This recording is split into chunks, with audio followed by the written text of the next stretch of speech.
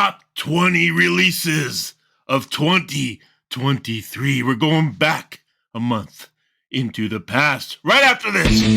Welcome, headbangers, to the Metal Block. Here is your host, Eric.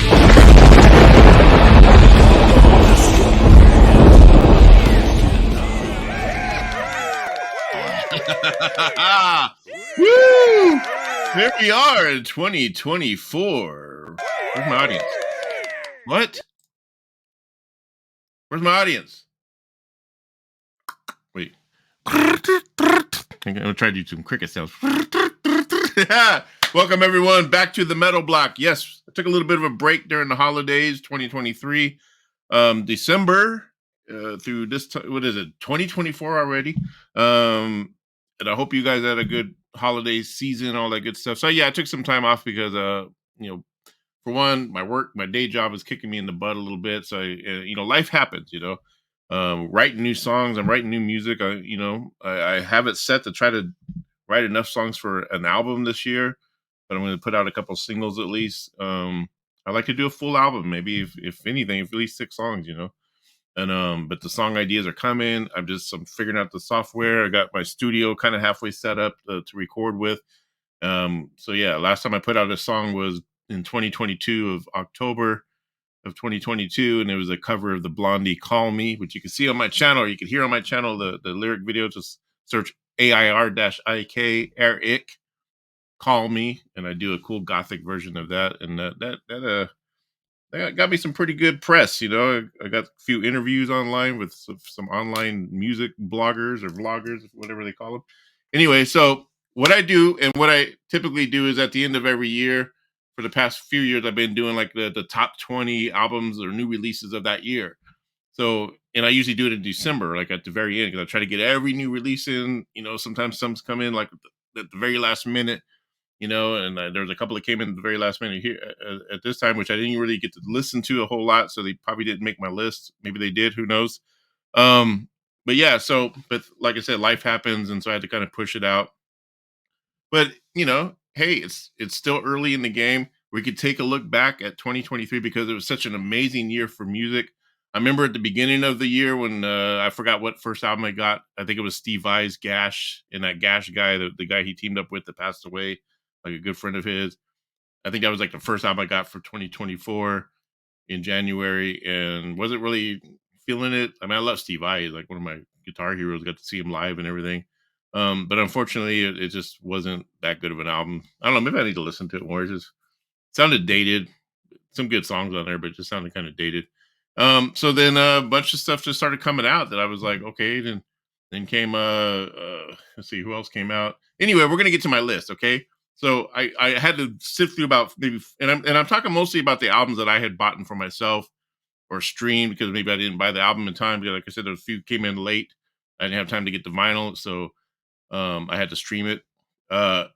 There's a few bands that released albums I didn't even know they had, like Osagram. I didn't know they had a new album until I did my black metal top 20 black metal. If you guys caught that before the break, I did that with my good friend Nico, who goes by Ghoul from the band Darkness My Desire. Him and I did our top 10 black metal releases of 2023. That was really cool. And yeah, but Osagram came out with an album, and so I did order it, but it's coming in the mail, but I haven't really got a chance to listen to it. So and then another band that came out with an album that I didn't know had an album out. It's escaping me. Anyway, so I had to go through about 45 records, close to 50, and narrow down my 20. And it was hard because I was listening to this and to that, blah, blah, blah, blah, over and over in the past, and then, like I said, trying to find time to tape this with my day job and doing all the other stuff that's gone on. Plus, I had some health issues. So, I'm type 2 diabetic, and I got put on the Ozempic. I was like, let me try the Ozempic, It's where you get the shot every week or whatever. And I just been getting those side effects. I've been getting nausea and diarrhea, and, and then because they kept up in my dosage. So they upped me to like the 1 milligram now, because you start out at 0.05. At the 1. And even this morning I had some nausea and a little bit of diarrhea. And I'm getting gross on you, but it's metal. It's supposed to be gross. Yeah, it's not metal if it's not brutally gross. by Nathan Explosion. um, but yeah, so they have my dosage, and I've just been feeling yucky. And there's times where I thought, shit, am I gonna live through this? And then what happened was I had to go about a week and a half without my dosage because the pharmacy ran out of supplies because everybody, all these celebrities, Hollywood and shit, are trying to lose weight because it's a weight loss drug, and so everyone that doesn't have diabetes are getting it prescribed to them so they can lose weight, and it's kind of shortening it out for guys like me to need it, who does, I could stand to lose some pounds, of course, but my main thing is I'm going to get rid of this type 2 diabetes so I can, start not having to take that shit anymore, I'm getting better though. My levels are starting to look good. I'm hoping by the time my next doctor visit at the end of this month, I'm going to see some good levels because, diarrhea and nausea aside, I'm doing pretty damn good. So 2023 was great. Me, I buy CDs, I buy vinyl, I even start buying cassettes, there's cassettes. I used to hate cassettes, but now there's actually, some of the cassettes I've bought recently from bands who release new albums, and then they will release like a special edition on cassette, usually a collector's item. But I played a couple of them, and I got a cassette deck. It's pretty nice, pretty decent, and they sound phenomenal. They sound really good. Whoever's making cassettes now has finally found a way to make them sound good. Because remember back in the day, you'd get some that was kind of fadey sounding, or then you also had to worry about the tape getting eaten. My nightmare scenario with that was I bought Queensryche's Operation Mindcrime on cassette, which was like a dumb move in the first place because you had to read the lyrics. The lyrics are like this one big story of just all these sentences running together. And to read the lyrics, you had to pull out this like long freaking card thing, or the inlay card or whatever. You had to pull it out, and you had to read really tiny letters just to read the lyrics. And so anyway, I go to pop the tape in, and songs coming on, sounding badass.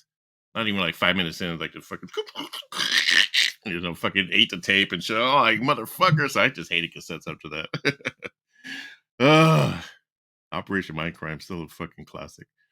So I want to go over some stats for 2023. CD album sales, they had an increase, thanks to Taylor Swift and K-pop.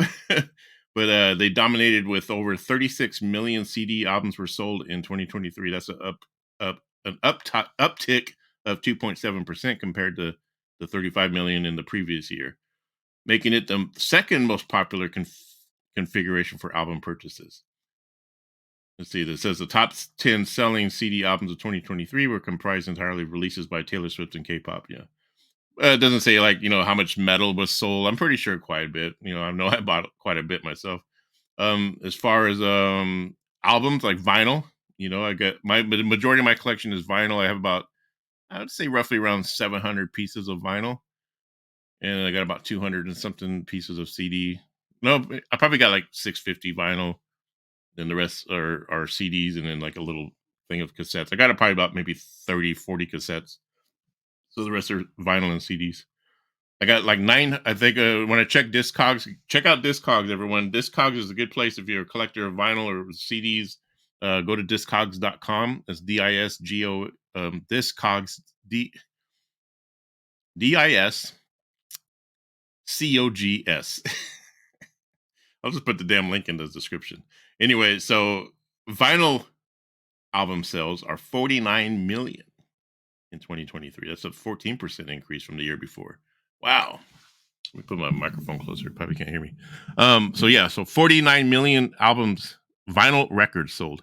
Doesn't say about cassettes. I'm assuming it's a good amount. Oh, and another good thing that's happening this year, as a matter of fact, it's happening, I think, next week, is the Metal Hall of Fame. Now, we all know the Rock and Roll Hall of Fame is just kaputs. It's freaking dead in the water. I think we only had one rock act this last time with the Rage Against the Machine. Those guys didn't even bother to show up except for Tom Morello, who actually is on the board of the Rock and Roll Hall of Fame, is one of the guys who nominates bands and tries to get. He's had him and Dave Grohl and a few others that are on that committee. They try their hardest to get the bands that deserve to be on there, but they just keep getting shut out, by the rest of the other ones, by the other judges or whoever it does to do that. And so Tom Morello showed up. So anyway, so we got what's called a Metal Hall of Fame. Like last year, I think Twisted Sister got inducted into it. This year, I'm happy to see that Mick Mars, who just released a single in 2024, 2 singles in 2023, who's got an album coming out in 2024 in February. We're going to talk about that a little bit too. After this whole thing, we're going to take a little sneak peek into what 2024 looks like, as far as some of the new albums coming out.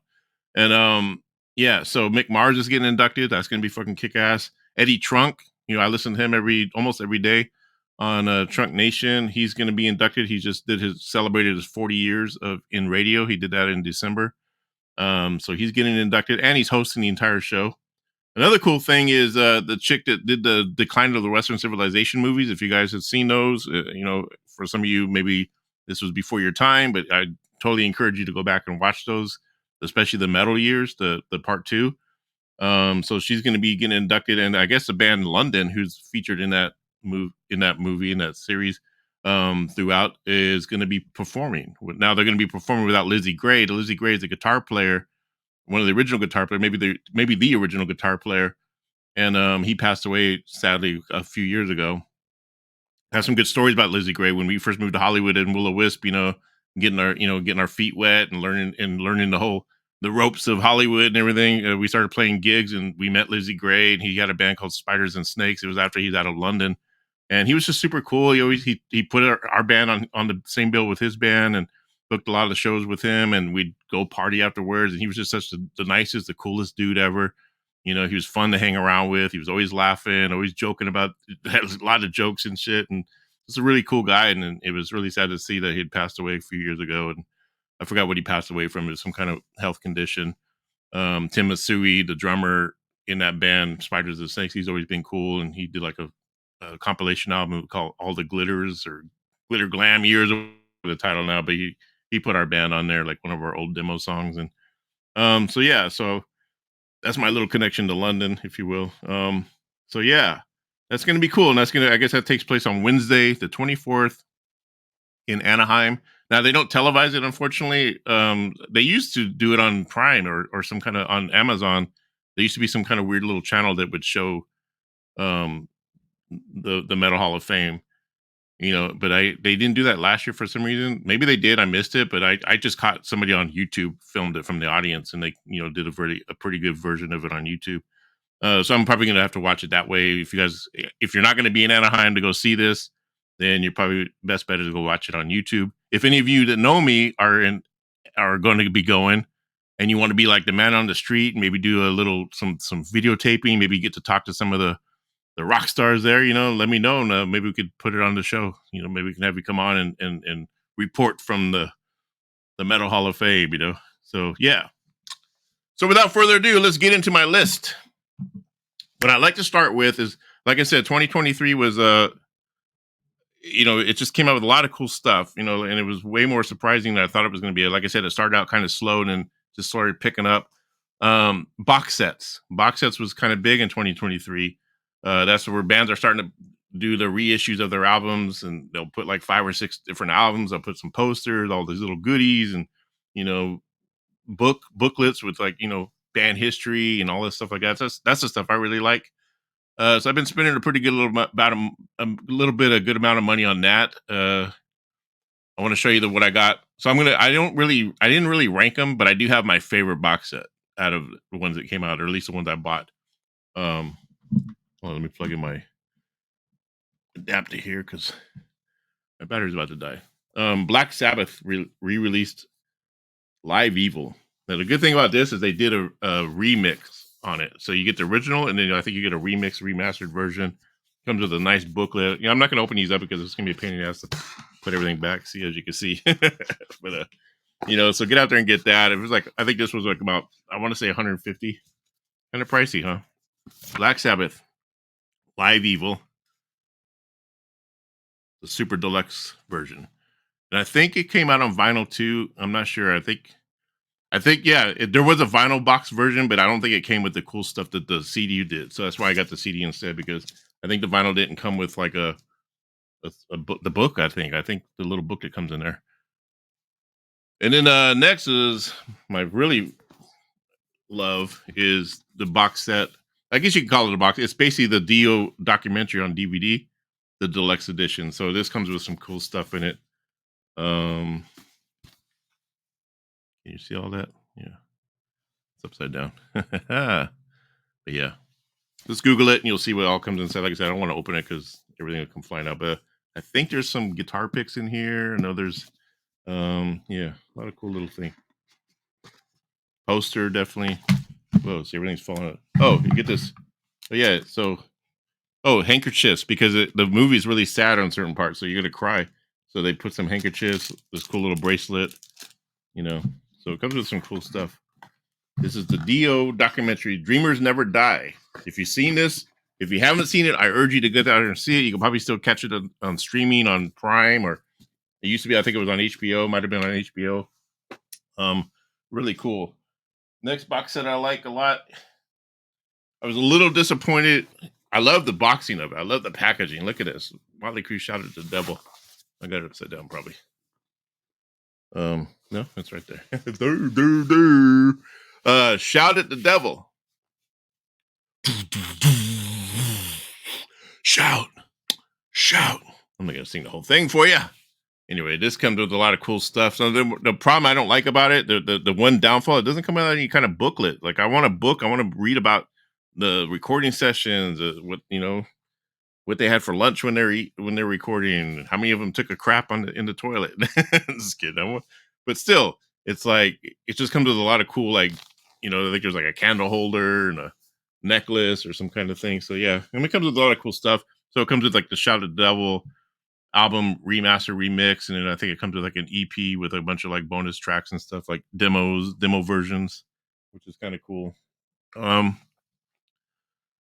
This other box that I like a lot is, and this one doesn't come with really a booklet either, but it comes with it does come with a booklet. It comes with a booklet, but it doesn't have like a story. It's just a booklet of cool photos, of tour photos from Rat, the Atlantic years from 1984 to 1991. It's got Out of the Cellar, Invasion of Your Privacy, Dancing on the Cover, basically all of their like 5 albums on Atlantic. I love this album. I love Stephen Pearcy. He's still out there kicking ass. He's I follow him on Instagram. He actually follows me on Instagram as well, so I'm always seeing him on there, and he's always jamming some new riffs or whatever. He's kind of like me. Like he comes up with a new riff idea, he starts posting about it, because I'm always posting. If I come up with a melody or riff idea, I gotta post it, which means like kind of not very smart, because if someone likes it enough, they could steal it, But no one's. The way music is nowadays, I don't think people bother stealing shit from other people. It's all one big conglomeration of creativity out there. But my favorite box set, it came out in 2023. I hope I don't spill it everywhere, but this is heavy, is the Wasp. Yeah, man, Wasp. The Seven Savage from 1984 to 1992. Rat was 1984 to 91. Yeah, man. This comes with all their albums, comes with the live album, the Live in the Raw, I think is what it's called. This now, the impressive part about this one, it doesn't come with like a lot of posters. There's a couple posters. It doesn't come with like any like little trinkets or any like little like necklaces or nothing. You would think it would like include some raw meat or something. That would have been cool. But it does come with a really nice booklet. That's the one thing. That was the selling point. This thing was like $300. But to me, the book alone was worth $200, because the book is really in depth. It goes through each record, where they're at the time, what was going on with the band at the time. And, I'm halfway through it. I still got to read the rest of it. But yeah, it's a very good book. It's like a 65-page book or something like that. And it just goes into depth. All right. So that's that. That's the box sets. And then also what we're going to do is I'm going to take a look at, my 20 albums from the bottom, from number 20 to go to number 1. I like the weighted list, So, but before and after we do that, typically, and I see a lot of people do this, honorable mentions. I do have some honorable mentions, but I have quite a bit of them, because there was a lot that just didn't make my list. So, but I figured, well, maybe I'll just talk about the albums that I have, that I bought in 2023. Can barely talk. And then, and to just, just show what I have, and there's really no reason why most of them didn't. There's probably some reasons why some didn't make my list, but there was a pretty good, a little bit of amount, because I just didn't get a chance to listen to them enough. which just sucks because I'm probably going to go back and listen to them more, and I'm going to be like, fuck, that should have been number 7. Fuck, that should have been number 1. Damn, that should have been number, But then again, maybe in 5 years, do a top 20 of 2023 and see where my list, if it changes or anything. Because I do plan on doing some more top 10 to top 20 of certain decades. I definitely want to hit 1984. That's my favorite year in metal. I got a couple friends who agree with me on that, and were around that time with me. And so I'd like to have us do like a top 10. So that's going to be coming soon on the Metal Block, because there were some really good releases in 1984. It's a special year for me because it was my first time I ever saw a band in concert that was a metal band or even any band. And that was Ozzy Osbourne in March of 84. And then 2 months later, I got to see Rat. And then about 3 or 4 months later, I got to see Wasp with Crocus. And in between there, I saw this cool local band called Sweet Poison, which were friends of ours, went to high school with them. And they were very inspiring and inspirational, and inspired us to play guitar and drums and form a band as well. So to me, that was just a very powerful year for me. It was also made me want to play guitar, seeing Jakey Lee. So when I look at all the records that came out at that time, some good shit, man. I mean, Merciful Fate, Don't Break the Oath, Bathory, just the list goes on. March of the Saint by Armored Saint, which is a flawless record to me. So yeah, I'm going to do my top 10 of that. I'd love to, show you what my number 1 record of that year is, And it wouldn't be Bark at the Moon. I wish Bark at the Moon would have made that list, because that's what got started for me, man. But Bark at the Moon was 1983, but I saw the concert in 84. All right. So I'm going to go through my top 20, and then I'm going to do like the honorable listens. And then and in my honorable listens, I have some friends of mine who have music out there. So they actually made my list, I think they'll be happy to see that, with their music, so, and then, after that, we'll take like a little bit of a sneak peek into the first album I got for 2024. I'll tell you what it is. But after the 2020 or the 20 list, I'm going to talk about the top 5 singles that came out in 2023. Have you guys been paying attention to the singles that came out in 2023, which are songs that are going to be on records that are coming out this year? So Sebastian Bach, he's got a record coming out in 2024. Kick-ass song. Ace Frehley, his album's coming out in February. Mick Mars, his album's coming out in February. Judas Priest in March. Bruce Dickinson. So there's probably a lot more singles, but those are like my 5. I'm going to rank them and tell you which ones I like the best. And so there's 5 of them that I'm ranking. And you heard some of those, but you don't know where they place. All right. So here we go. Number 20 of my. Oh, I'm going to play little clips too. I'm going to play what I can. There's sometimes I can't play clips of too many of these because then they'll get blocked. But anyway, so let me go through the list here. Bear with me.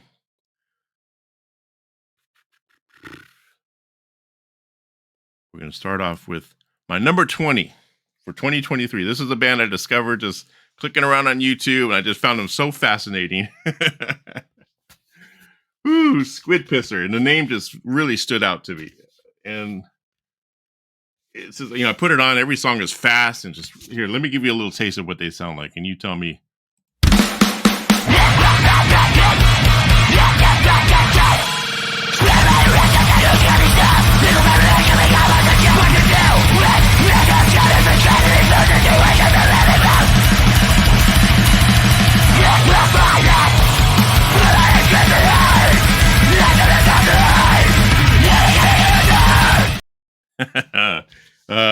Yeah, my Tadpole Legion is the name of the record. They're on I forgot what the label's called. 31G Records, Sweatband Records.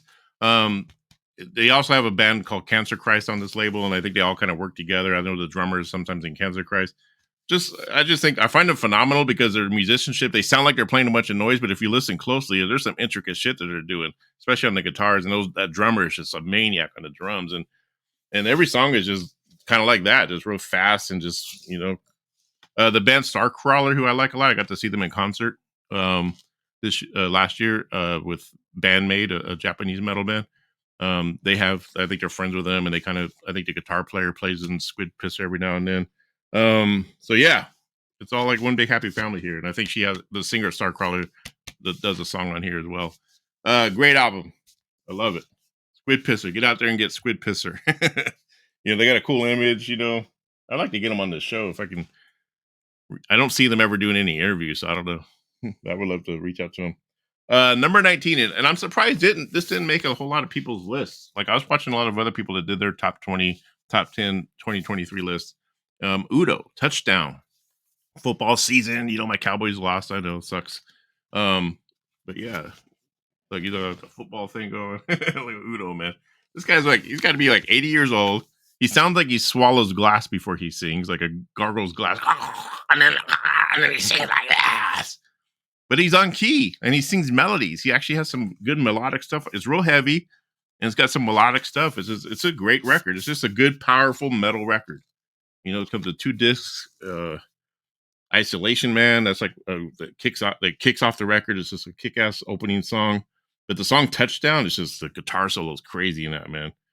Good musicianship. I mean, this guy's still doing it. And it's kind of like, I love Accept. And I like New Accept, even with forgot what the singer's name is, Tortello or something like that. But anyway, I got their last album a couple years ago, 2019 album. And it's good. It's a good album. A lot of their stuff is good with that new singer, but nothing beats the Udo stuff, man, to me, like especially the early stuff. And listening to Udo's music, it's almost like you're getting a different version of Accept, because he was the voice of the voice that I'm familiar with when I first got into Accept back in the day with Balls to the Wall, which is probably one of the most iconic riffs in metal. Dun, dun, dun, dun, dun, dun, dun, dun, dun, you know what I mean? It's just like, yeah, you can't beat that shit. All right, that was number 19. Here's number 18. Okay, so I did a reaction video on these guys. Sleep Token.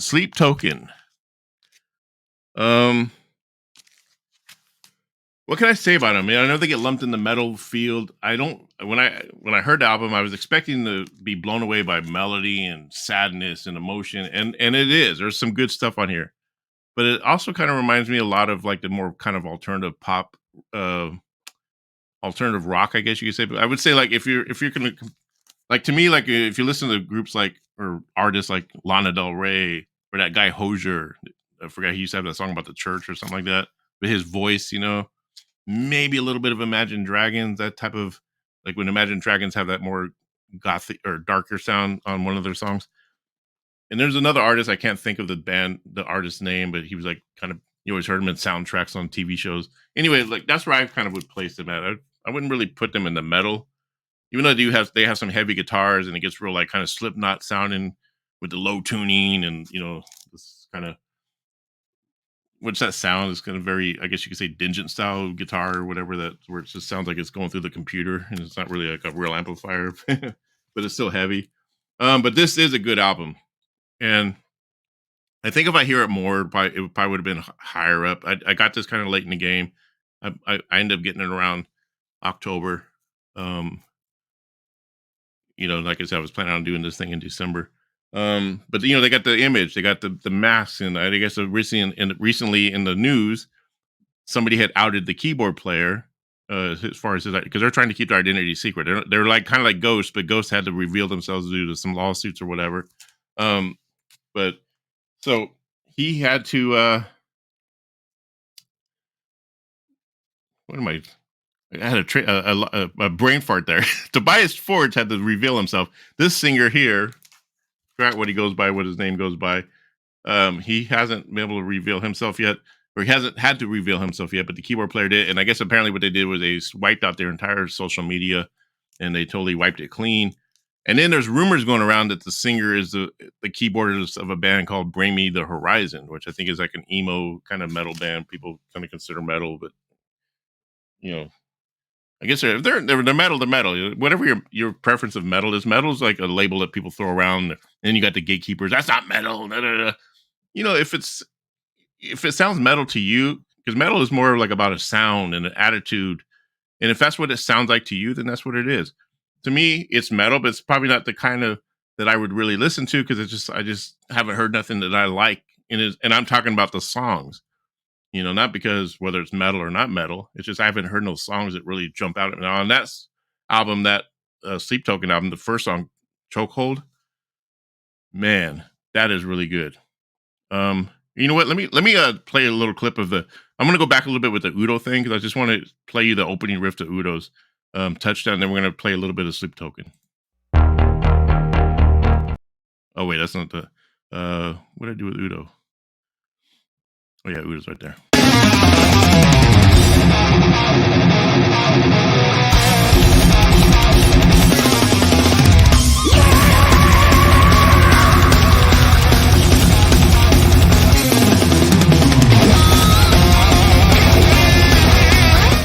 How heavy that is. And then Sleep Token, which is number 18.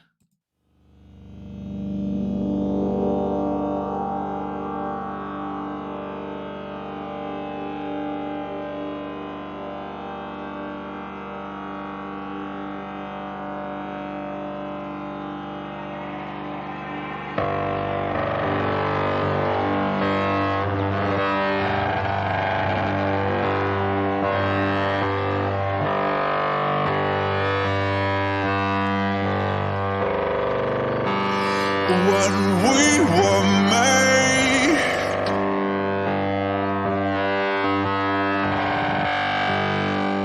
it was no accident.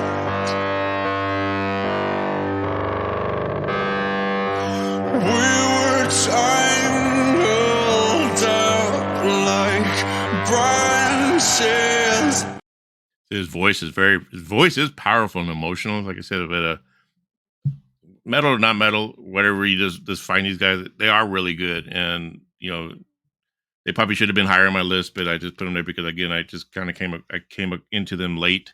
Who knows, maybe their next album. From what I understand, each album has a concept that ties into this album. I think they have like 4 albums total. So yeah, so that was my number 18. My number 17 is a Japanese metal band, girl band, Love Bites. My friend turned me onto these guys or these gals, and they're just super fucking phenomenal and talented. And, it's kind of like power metal, I guess you could say. I went back and bought their whole catalog. I did a few reaction videos on some of their videos. This song is called Stand and Deliver. If I played their other song, I would have got blocked, I think. So, and if there's anything, if I'm saying I'm going to play a clip and you don't hear nothing or see something, it's probably because it got edited out. Because later on when I post this, I'm probably going to get dinged a couple of times. So if it sounds weird, just if you don't see it or hear it, then Google it or YouTube it. Anyway, Love Bites.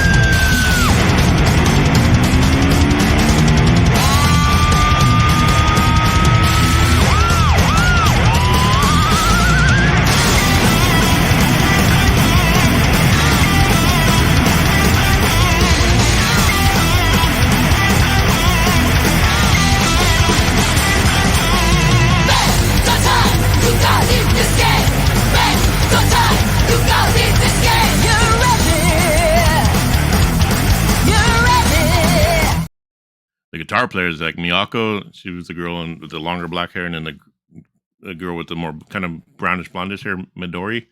Phenomenal guitar players. I mean, I encourage you to go on YouTube, check out Love Bites, but look for their live stuff from their live DVD or the Blu-ray that they put out recently. Some phenomenal stuff. I mean, these girls should be headlining arenas everywhere, and they got a huge following. They're big and number 1 in Japan. What band isn't number 1 in Japan? No, but they're big. They're all over. I mean, they got a huge when I do like reaction videos to them, it's like their fan base is, swarms my channel and, get tons of views, and they educate me on this and that. And I learn a lot just from the fans, about these bands. And, they kind of fall in line with like Baby Metal and stuff like that. But I think they're phenomenal. I think they're way better than Baby Metal. I mean, they're definitely a better band musically. They're just super talented, and can't say enough. So that was my number 17. Number 16, we're going to go a little bit of Gothic here. I know not now when we're talking about this is the metal channel, you got to play this heavy metal, man.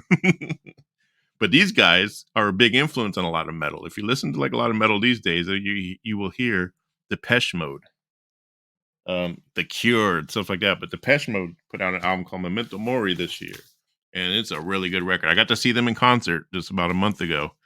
Or a month and a half ago or so. And so I'm at the Moda Center.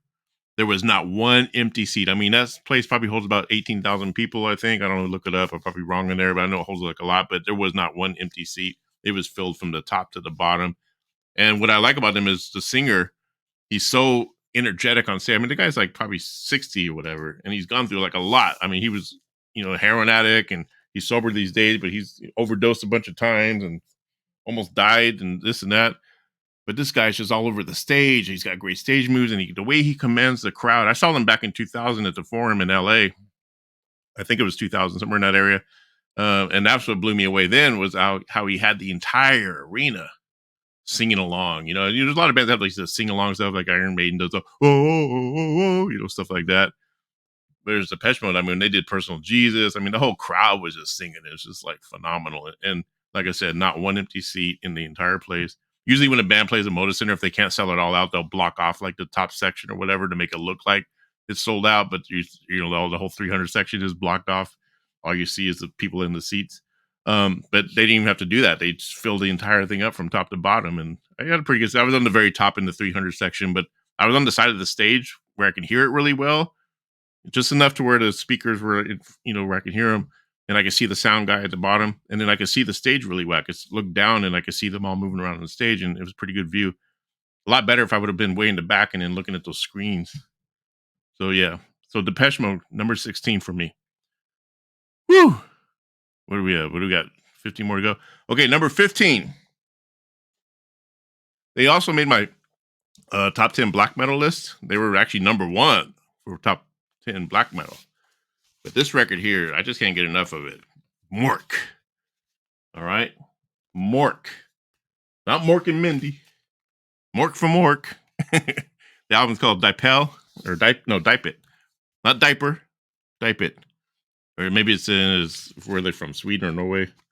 The bit. Anyway, I don't even think the album's in English. I mean, I don't even know what the hell they're saying, but yeah.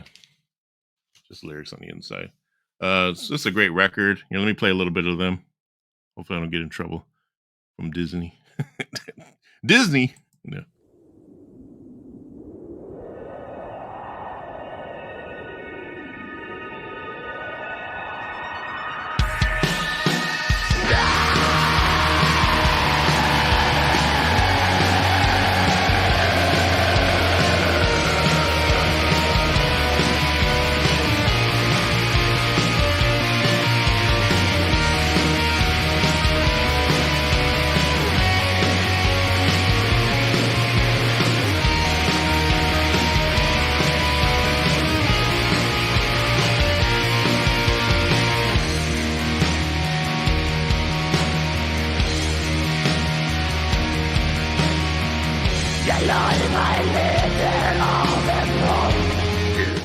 I love that. The beginning, the chord progression, I swear part of it sounds like the Killers, Mr. Brightside. There's like those two chords that go to right after each other.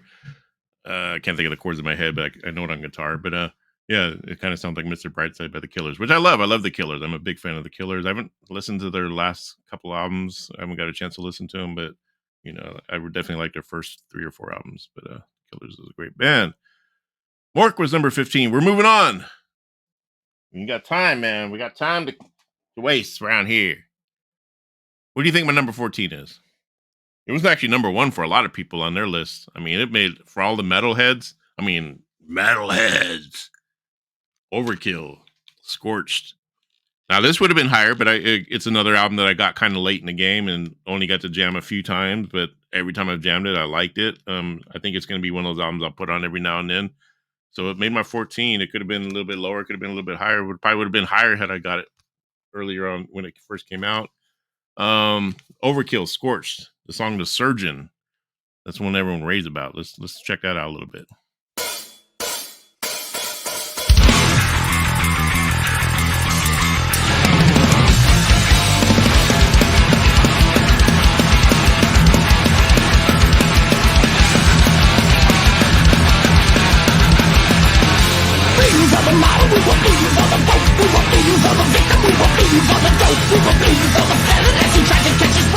Yeah. Now they're a band that to me it's just they're consistent when it comes to thrash. That's what I like about a lot of thrash bands, especially ones from the 80s and stuff.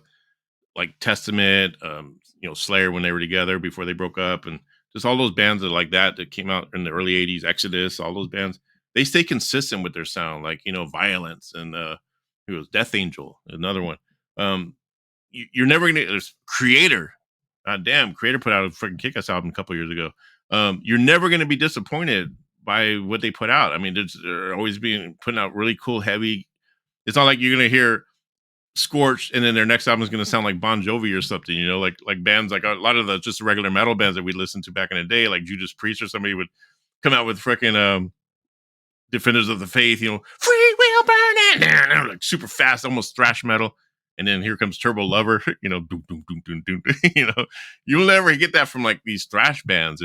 They just keep putting out really kick-ass shit. So got to give it to them for that, man. And here's a band that's almost aligned with a lot of thrash. They're heavier than probably the original band that he was in these days. Well, I don't know. It's kind of a toss-up because Judas Priest has been putting out some really good shit lately. The last album and their singles they've been putting out. We'll get to them in a bit. But anyway, KK's Priest comes in at number 13 for me. Look at this. Look at the album cover. That's what sold me big time, was the album cover. Beautiful art there. Look at that. Look at that. Look at that. Look at that. How cool is that?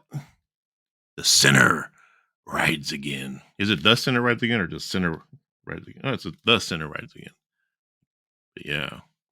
Beautiful album cover artwork. I mean, this is just a straight up freaking metal record. I mean, this is like, Tim Ripper Owens. He's actually getting inducted in the Metal Hall of Fame as well. Congrats to him for that. Did I say congrats to Mick Mars? Yeah, congrats to Mick Mars. Congrats to Tim Ripper.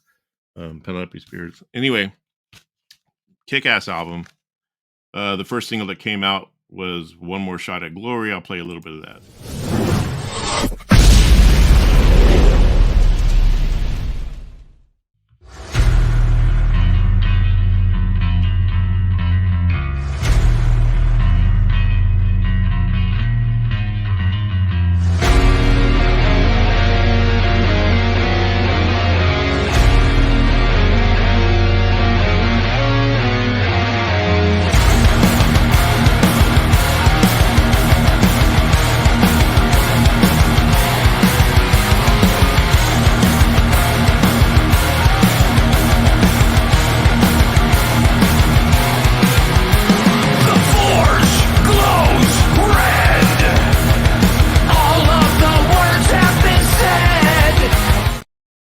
It's just that the guitar sound is just beautiful. I mean, it's punchy. It's just gets you blood going, man. Like, and the whole album is like that. I mean, there's not one bad song on the album. It's just, matter of fact, I don't know why I rated it at freaking 13. Maybe it should have been higher.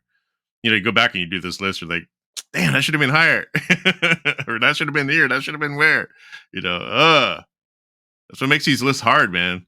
It's harder if you do like a top 10 or top 5, because that's what makes it really, especially if you have a lot of stuff to choose from. I'm curious what your guys' top favorites were for 2023. Drop it in the comments. Tell me what you like. Tell me if my list is bullshit so far, or do you dig it? I'm not going to be offended. Music is subjective. It's not metal. Yes, it is. The only thing I would ever be a gatekeeper about, probably, if people said Nickelback was metal, then I'd probably be like, no, wait, no, stop right there. I joke around about Five Finger Death Punch not being metal, but they're metal, but I joke around with it. Okay? There's that joke that they're like the Nickelback of metal or something. I just don't really listen to them much. I probably like them if I heard them more, but it's just so much stuff to listen to. Sit there and listen to every band, but I'm always going to find something I like about some band. I don't think I've ever heard a band that just completely, totally sucks. You know what I mean? Like, I'm the type that, like, if you gave me their album and you told me to listen to the whole thing, I'm going to find at least 2 or 3 things. If I heard one song and I say, oh, that sucks, and they gave me the album and said, listen to the whole thing, I'd probably find at least 2 or 3 stuff that I like about it. And, and the beauty about streaming music now is you could just listen to those songs only if you wanted to. You don't have to buy the full album. Okay, number 12. Number 12. My birthday is on September 12th, so there's a big significance there. Crypta. How many of you are familiar with Crypta? All-female thrash death metal band. Borderline black metal. This album is pretty much kind of has some black metal sounds to it. Yeah. Look at that. Look at those ladies, man. From Brazil. I think, oh no, she's from Brazil. Fernanda, or whatever her name is. She's a bass player. She does these really cool face expressions when she plays. She's really fun to watch on Instagram because she's totally a big Beyonce fan. So like, she always like kind of, when she goes, I guess she went and saw Beyonce in concert and she was all in tears and crying. She's like, yeah, just because I'm metal doesn't mean I don't like this kind of thing. Hey, I'm the same way with BTS. I love BTS. I love watching those kids dance, and their songs are really cool and good, melodic. And I know they're probably programmed to do all that shit, but I like BTS. I think they're a good boy band. That's my guilty pleasure for a metalhead. Yeah. So this is called Shades of Sorrow. This came in at number 12 for me. Here's a little clip of Lord of Ruins.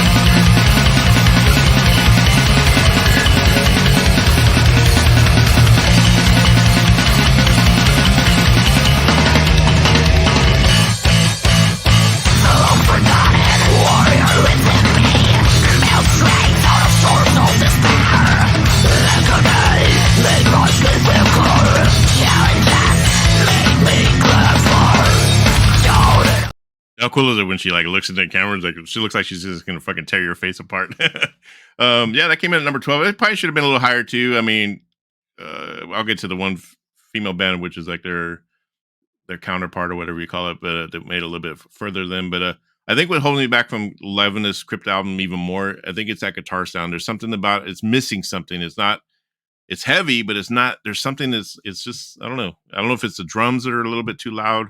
There's just it's heavy, but there's something stopping it from going whoa, like blowing my ass away. Yeah, that's the only thing I could really say about that. But then again, gotta listen to it more, and maybe I need to listen to it with headphones on, like I just did now, because it sounded good like that. But I put it on my record player, and speakers, open air speakers, if you will. Number 11. We're going into 11. We're almost to the top 10. We're going to number 11. Another female band, and I think my friend Gary, my good buddy Gary's gonna like this one, man. Gary, this is for you, brother. Burning Witches. This is like his favorite band, man. You got to see him in concert, lucky dog. This is a good record. Maybe it should have went a little higher too, and I'm going to say that throughout the show. You can take a drink every time I say it. Should have been a little higher. That'll be the new drinking game for the Metal Block. The new drinking game. Take a drink when I say should have been a little higher. Should have been earlier. Anyway, The Dark Tower. Another album with a really cool cover, to where like even if the album sucked, you're just gonna buy it for that, and you're gonna be like, "Fuck yeah!" Even if the album would have sucked, it was like you still got a cool cover. There's the woman in there. You see? Oh yeah, hey. Here's what the guys do on their YouTube channel. Yeah, check out this new vinyl I got, man. Yeah, so cool. So cool. And I got to just show a JPEG or something. It's just cool because you can hold it in your hands, man. You get to hold it. You get to touch it. You get to feel it. And there's a post. Is there a poster in there? I think there's a poster. I'm not sure. Anyway, The Dark Tower, good album, man. This is it's just like KK's Priest. It's a heavy metal record. If you just want some straight up good old heavy metal, it's not thrash, it's not dingent, it's not new metal or whatever. It's just straight up metal that takes you back to when metal was really prominent in the 80s and stuff like that, but with a modern touch to it. This is your record right here. Every song is just brilliant. There's a nice ballad on here that's really good. The only thing I didn't like about it was the bonus version. I got it on CD too. I got the bonus version. It comes with two covers. Shot in the Dark, Ozzy Osbourne cover, and Wasp, I Want to Be Somebody. I was disappointed in the Wasp one because they changed the melody on one of the parts that I think is just a very important part that you should not change. And it wasn't so much the melody of the vocals. They did something to the guitars that was just like, no, it's not supposed to go that way. You just totally changed the trajectory of that entire song by not doing the guitar the way it should have been done.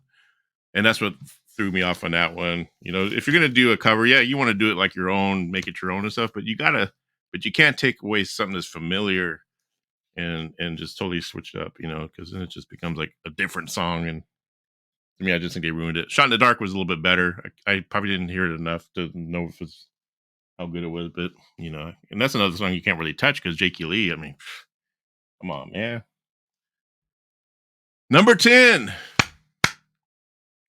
Now this album, Baby Metal. Why are they in there? They're not metal. Here comes the gatekeepers. They're not metal. They're called baby metal, but they're not metal. And this album is not really a very metal record. Oh, you know what? Let me play some Burning Witches for you real quick, just so you can get an idea.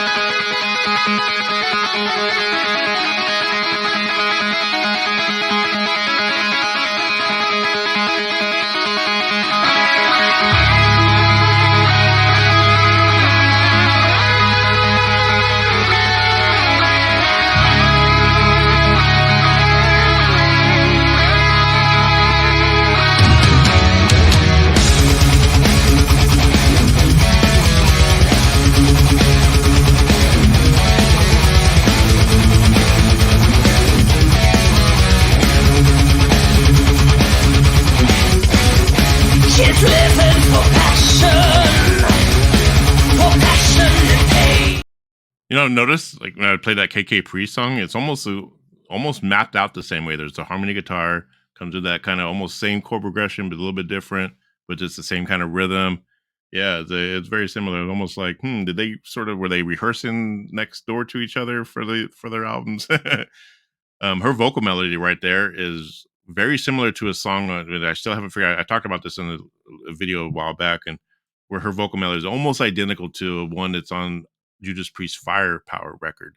And I just can't think of the song, but yeah, I mean, I plan one of these days to compare the two and see exactly how similar it is. It's almost like probably not an intentional ripoff, probably more subconsciously she might have taken it from that because maybe she listened to that album a lot, you know. So who knows? Anyway, get back to Baby Metal. Number 10. Why are they number 10? I don't know, because this is such a good record. I mean, I like Baby Metal. They were one of those bands I kind of like or don't care if I hear them. And when I do hear them, I like them a lot. But I took a chance on this record, and it's got like I wouldn't say it's full on metal or anything. It's not like especially like Burning Witches or nothing like that. But it's got a lot of really nice melody and soundscapes going on. And then it gets heavy and stuff. And then you got their little Japanese voices. You know, that's kind of what they're known for. Probably sounding racist by like not totally doing Japanese dialect exactly how it should be, because I can't speak Japanese. But anyway, I think I'm turning Japanese. I really think so. Let's hear a little bit of that. Baby Metal. This is called Metal Kingdom.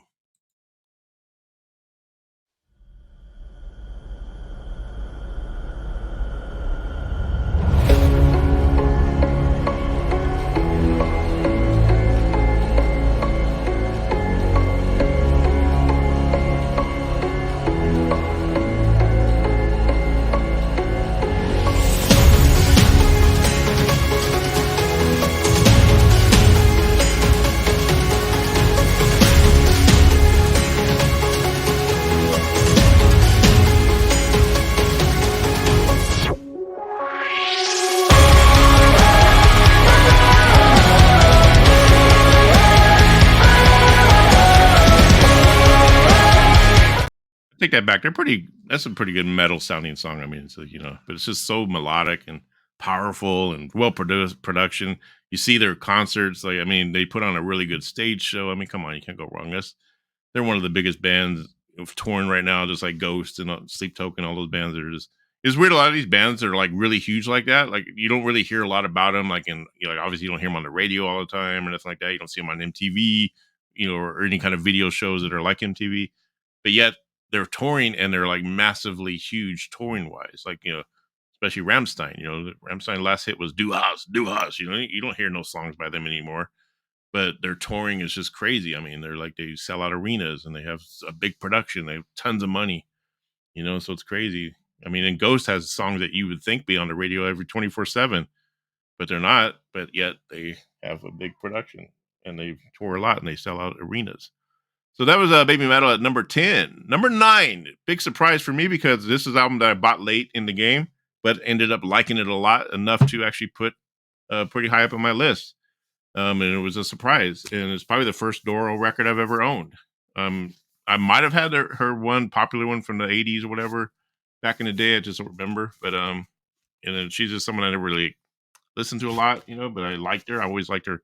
I love her personality. She's always, yeah, my fans are the best. I love all you guys out there. I love you for pushing my records. Like you watch her on Instagram and and she sings the same way. Like she sings how she talks, like just very, they're always excited about this and that. It's just like, I got to open up for Judas Priest and it was the greatest thing in the world. And I just love all my fans and thank you so much for buying this record. And it's just like, but it's a good record, man. It's got just good songs. That's my cat. What are you talking about, Tamara? You try to steal my camera time? Anyway, Doro, Conquerors, Forever Strong and Proud. This came out this year, obviously. Just a good record. This is red vinyl. A lot of cool pictures on the inside, old photos and things like that. Yeah, just every song is really good. The only one I don't really care for is the Living After Midnight cover, just because that song is so burnt out. And then on the bonus version, she does like with Rob Halford, she does that song by Binding Total Eclipse of the Heart. Yeah. So, which come on, man. You cover these two songs that are just so burnt out, Living After Midnight and Total Eclipse of the Heart. It's like you couldn't pick any other songs to cover with Rob Halford. Come on, man. But I'm sure that she did a good version of it. I mean, I liked her version. It's just I just kind of skip it, or I go past it. Hold on. My cat just knocked over my shit. Anyway, moving on. Oh, let's play a little bit.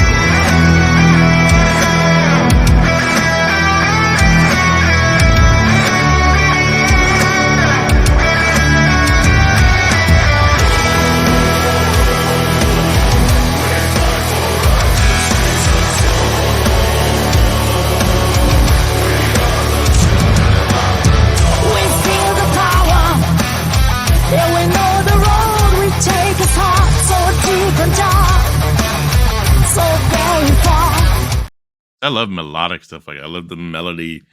Like you hear her voice and that kind of raspiness, and she talks like that too. So that's my number 9.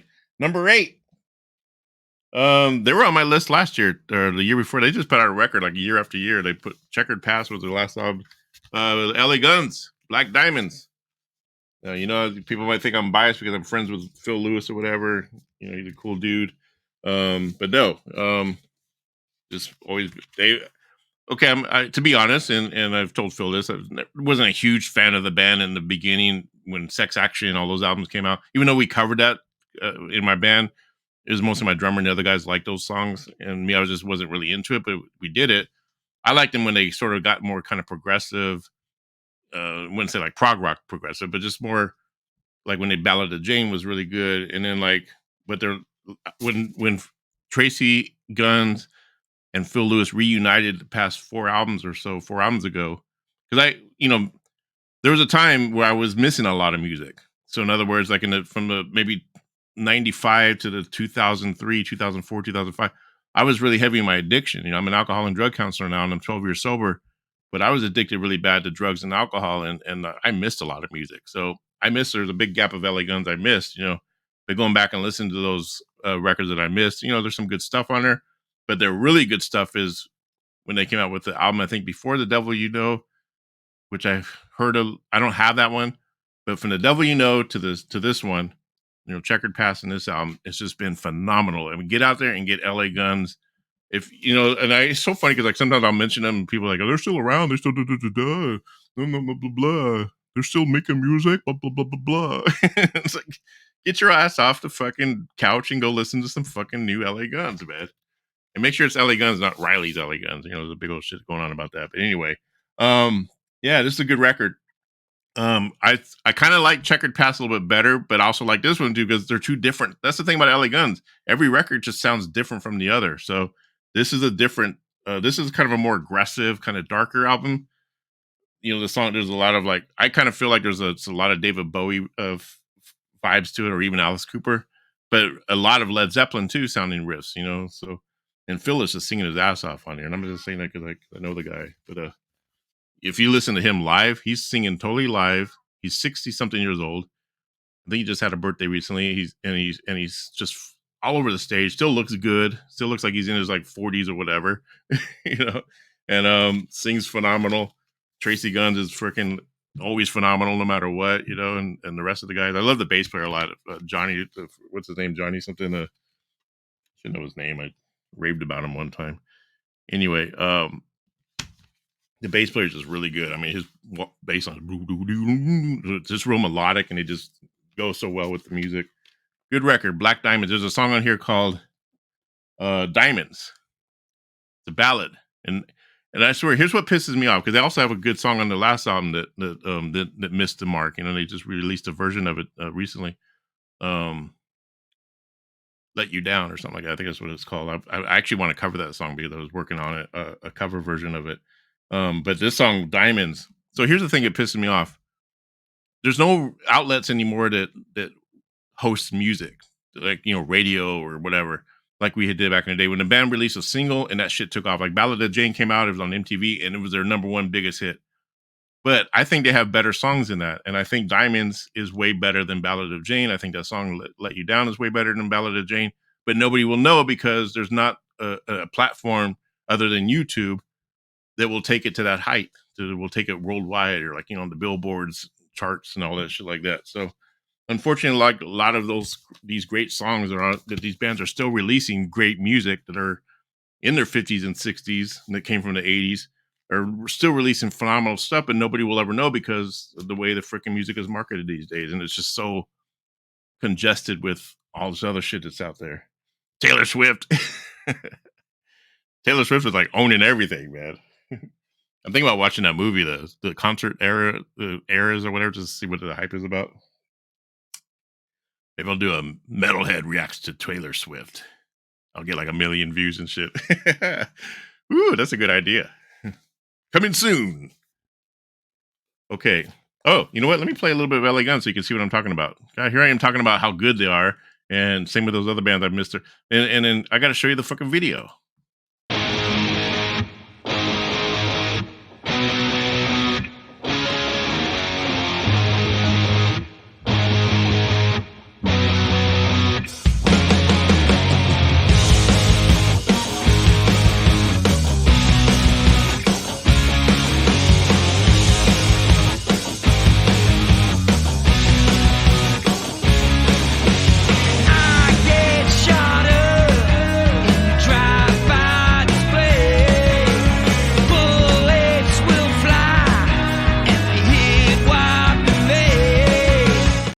See how phenomenal they still sound? I mean, I think they sound better than they've ever sounded in a long time since Cocked and Loaded or whatever. Yeah.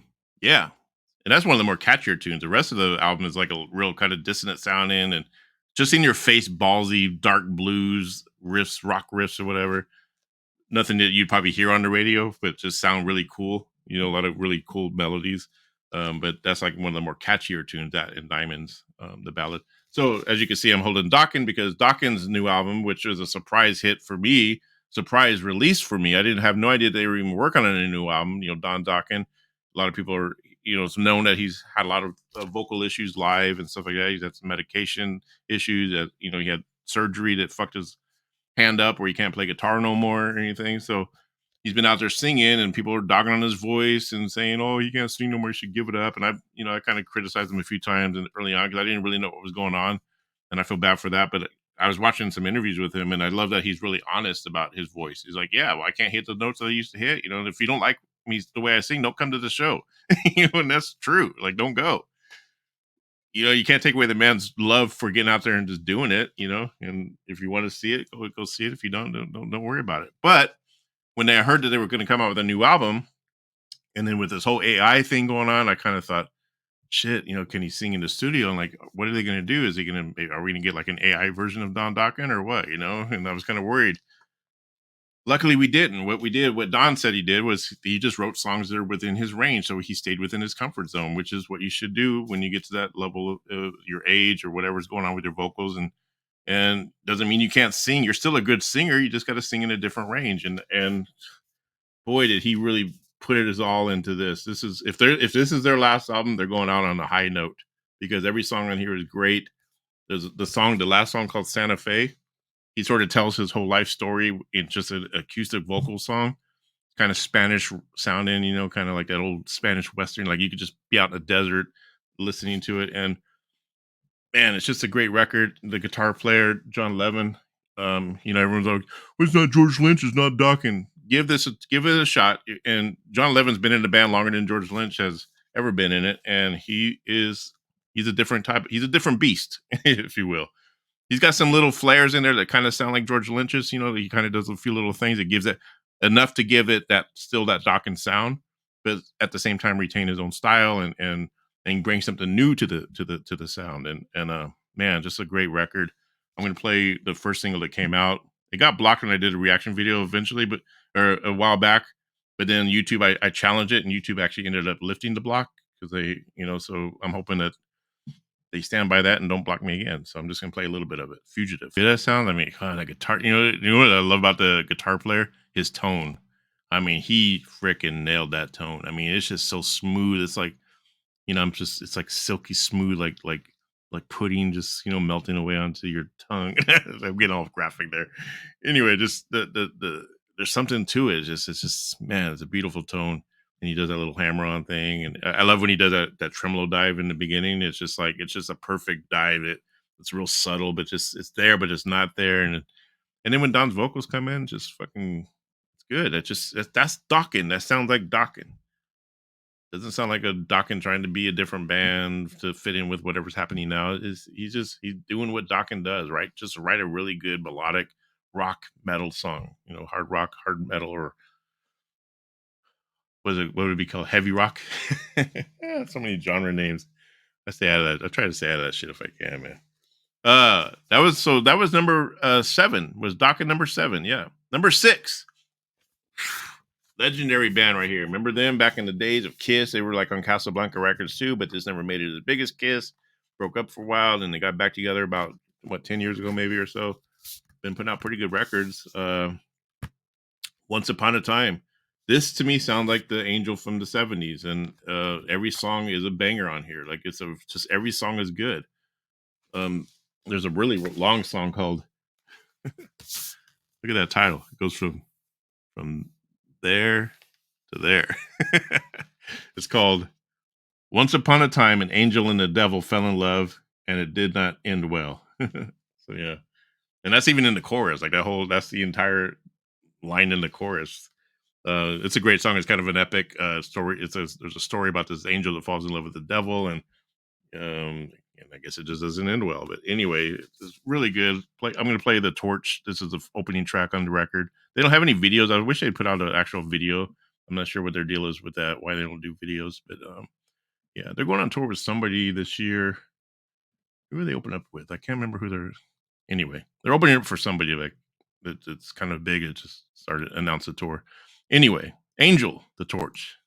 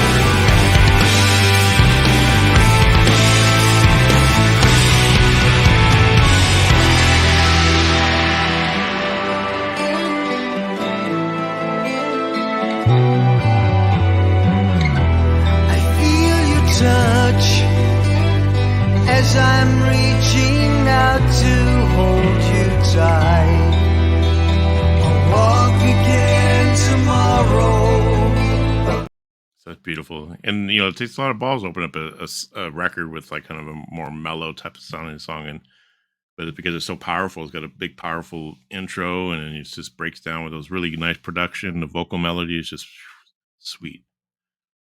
I listen to that's my main thing, man. I listen to melody. When I hear a melody, it just sounds like silk and just resonates through your mind and through your brain and through your soul and your heart, and you're just feeling that shit. You know, that's when you know. That's what I always trying to achieve with my own song, with my own songwriting. I'm always every 5 seconds I'll pick up my guitar and there's a melody that will come to me. I recorded it on my phone, and so yeah, I'm trying to perfect that sense of melody, and I think I'm doing pretty good. You'll have to hear when I put out some new music soon. Number 5 is Nervosa. Now these girls, another all female band, owned or ran by Prika Amaral. Now she was the original, you know, has always been the original Nervosa. The girl Fernanda that was a singer of Crypta used to be the singer of Nervosa. Nervosa's gone through many member changes. Last album was when I saw him in concert a couple years ago. What's the name of the album? Something Chaos or whatever. I'm really bad with album titles.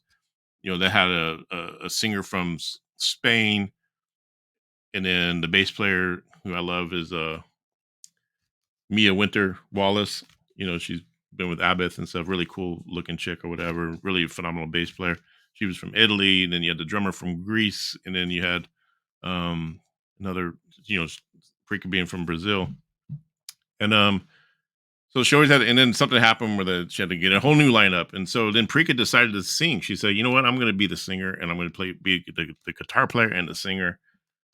And I think it's the best decision she ever made, because she just sounds really good on this. She should have been doing it from the beginning. She should have been the singer all along, you know. And then who cares if you change out the other members? But no, I mean, we do care about the other members. But this is, you know, the title's a little cheesy. I was thinking Jailbreak, it's like Thin Lizzy or whatever. It doesn't sound like a thrash metal band song record title, but the cover looks cool, you know. And to me, it scored higher than Crypta, because of the production on it, and the guitars are just in your face, and just like every song just kicks you in the face. There's a few little melodic parts on it, like little guitar breakdowns that sound really cool. This was like the first single they released before they even announced the new album was coming out. They released this single called Endless Ambition, and it's the first song on the new album.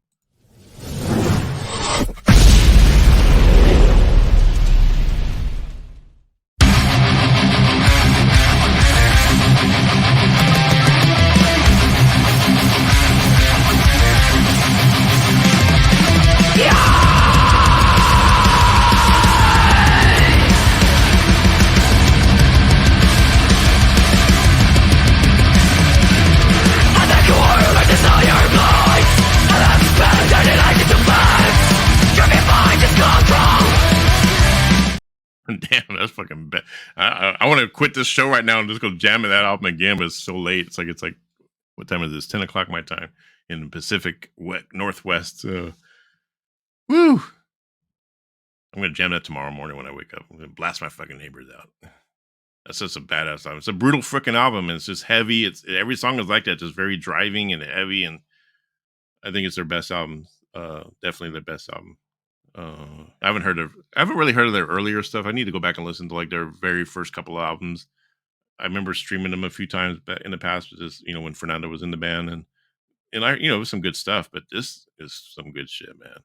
Some good shit, man. Yeah, you know what I'm saying? Yeah, some good shit, man. Get some coffee. Mm-hmm. Yeah.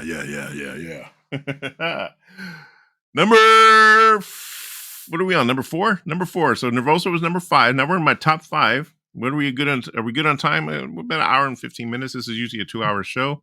I think we should be able I probably won't hit all of my honorable mentions that I have. I had a big stack of them, but I'm going to hit some of the key ones. But then we're also going to check out the top 5 singles of 2023, which are songs that are going to be on 2024 albums that are coming out, which will sort of take a peek at what 2024 is already looking like, you know? And I'm going to tell you what my first record is that I got of 2024 already. It's not coming. It was supposed to come in the mail today, but it's coming tomorrow from Amazon. But yeah, I'll tell you what it is afterwards. All right. It's the first. But so number 4 is the 69 Eyes. Many of you might know who they are. You might maybe have heard of them. You know, they've been around for a long time. I got into them kind of in the early 90s, I would say. Let me show a picture of them here. You know, they're the Helsinki Vampires. You know, they're kind of considered like vampire rock or vampire metal. Goth. They definitely fall in the realm of goth. You know, he's got a very low voice, kind of like a Peter Steele, very low voice. He sings like that, you know. And I try to achieve that when I sing in certain songs, like the real low sound, you know. But he's just really melodic with it, and he could do really well. How low can you go? So the 69 Eyes album is called Death of Darkness, and it's just a good the song itself is Death of Darkness, just a really good song. It is. There's nothing groundbreaking here. They're not trying to reinvent the wheel or anything like that. It's just good, hard, heavy rock, heavy metal rock, you know.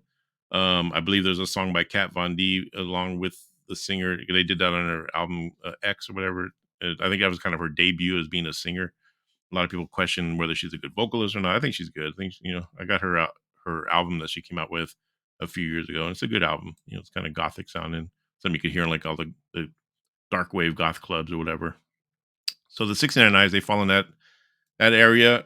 They just never disappoint me. I think, you know, even though their songs are kind of basic, their lyrics are kind of cheesy, but I think just because the way they sound, you just don't even think about the lyrics. You just listen to the songs. It's just really good songs. Just good songwriting. Listen to Death of Darkness. Here we go.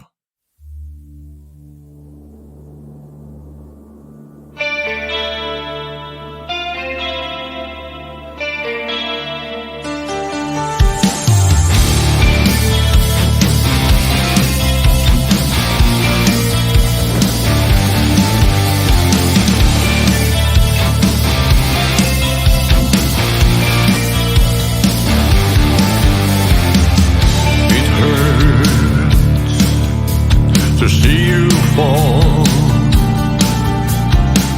it hurts to see you crawl.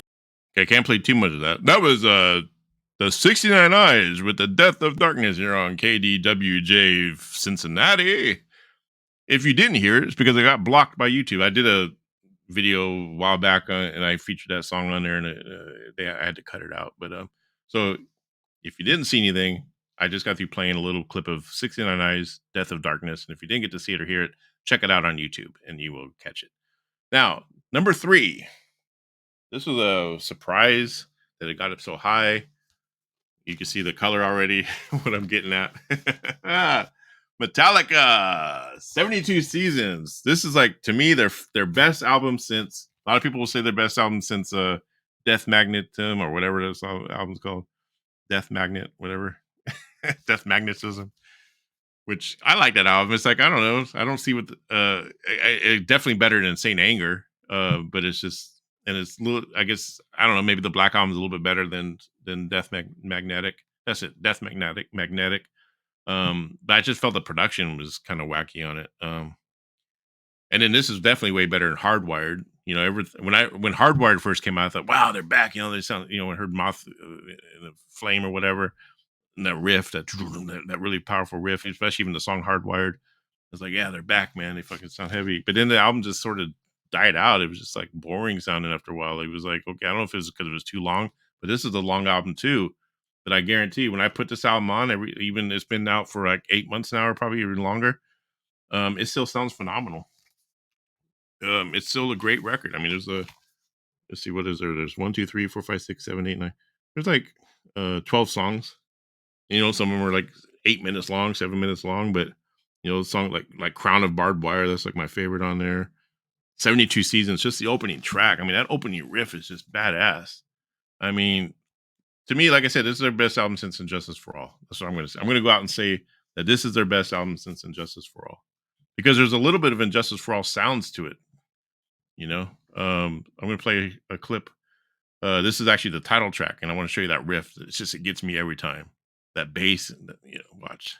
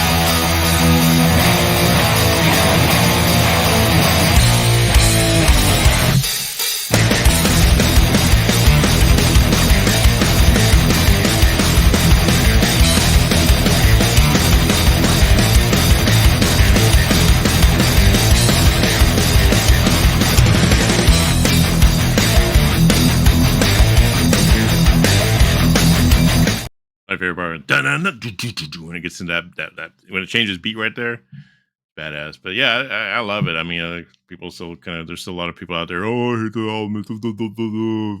They'll never be like Master. Just look, put it this way: you're never gonna get Metallica's Master Puppets anymore. You're never gonna get Ride the Lightning style. You're never gonna get that no more. These guys they've grown. They're older. They got different sound, different technology. It's just you just gotta for one be happy that they're still putting out killer music and they're still touring like they are. I was able to see this tour, but not in a traditional way. I got to see the movie theater version when they streamed from Austin, Texas. They did a live stream into movie theaters, and it was like $20 for the ticket, and it was great. It was phenomenal. It was like being at the concert, watching it on a big screen or something. But I mean, the only downfall was the theater I was at. They should have had a better sound system. They should have put in like an RPX or IMAX theaters, but they should have done it in, because the sound was just kind of weak, but for $20, what are you going to do? $20, it's popcorn and soda for like $50. And then next thing you're spending $100 anyway. I think they even had shirts there, like a little shirt stand, but I didn't get a shirt. Oh yeah. So Metallica 72 Seasons is number 3. It's a great record. Get out there and check it out, especially if you're a Metallica fan. You haven't heard it yet. You'd be surprised how many Metallica fans I come across, and they're like, "Oh, what? They got a new album?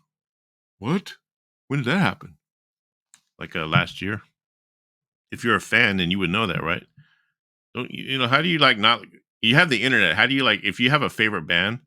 How do you not say, "Oh, I wonder what they've been up to lately," and then just Google it and then know that they got a new album or they're coming out with a new album? It's this is baffling to me. Don't say that it's a favorite band if you don't keep up on their shit. Especially with the internet. We don't have magazines anymore to fucking have to go thumb through at the grocery store and fork over $10 for.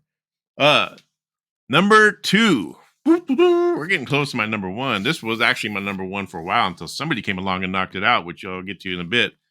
Catatonia, Sky Void of Stars. This fucking record, man. If you like Tool, I'm not a really big Tool fan, but I know they get compared to them a little bit. But what I like about them is they're taking what I wish Tool sounded like, because I think what lacks for me with Tool is that they have great production. I love the way the bass and the drums play together. I love a lot of the bass lines. But then when Maynard sings, it just kind of loses me. He's not that he has a bad voice. It just sounds like he's whining the whole time. Like, what the hell is he even singing about? Like, what's he whining about? What the hell is he whining about, man? I'm just kidding. He's got a cool image, though. He's always looking different and stuff like that. But there's no real melodies to me. Maybe there is for other people. Music's subjective, but enough of Tool. Catatonia, they're like that, but they're more kind of on the goth side, I guess you could say. Like, look at the singer, looks really cool. He's that guy. He's I think he's one of the main songwriters. That guy right there. I'm really bad with the camera angle. Forgot what his name is. It's I think they're from Sweden or one of those bands, or Finland or something like that. But they have a pretty big catalog. When they first started, they were kind of death metal sounding, and then they sort of kind of gradually, slowly got into more kind of melodic stuff. And I hear a lot of sort of Cure influences on there. But what I love about them is they're really melodic, but then they do these really cool time changes where sometimes if a song has too technical, progressive rock time changes, like kind of Rush or whatever, then it could probably lose a really good melody. But they're able to keep that. You're able to just really get into it and feel the emotion. And then the drum signature be like a 6/8 or whatever, just a weird time change. And you don't even, you notice it, but it doesn't affect the song whatsoever. It's it just sounds like a good song still. Because sometimes if bands are too progressive, it's what we call math rock, where it just sounds like everything's just too robotic sounding. There's no emotion. It's only emotional to people who like that kind of music, I guess. I don't know. I'm not saying it's bad. I do like a lot of Dream Theater, Rush, especially Rush. Tea Party is a good band. They're kind of known as progressive, but they're kind of kind of sound like the Doors. You don't really hear a whole lot about them. I think they're from Canada. Anyway, so Catatonia. I'm gonna play a little bit, and you'll see what I'm talking about. The way the verse sounds in this song. I hope it doesn't get blocked. I think this might have been another song that copyright issues on a video I did before.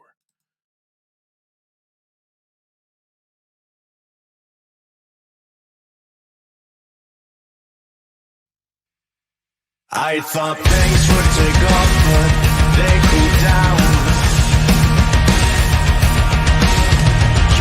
on the phone right here.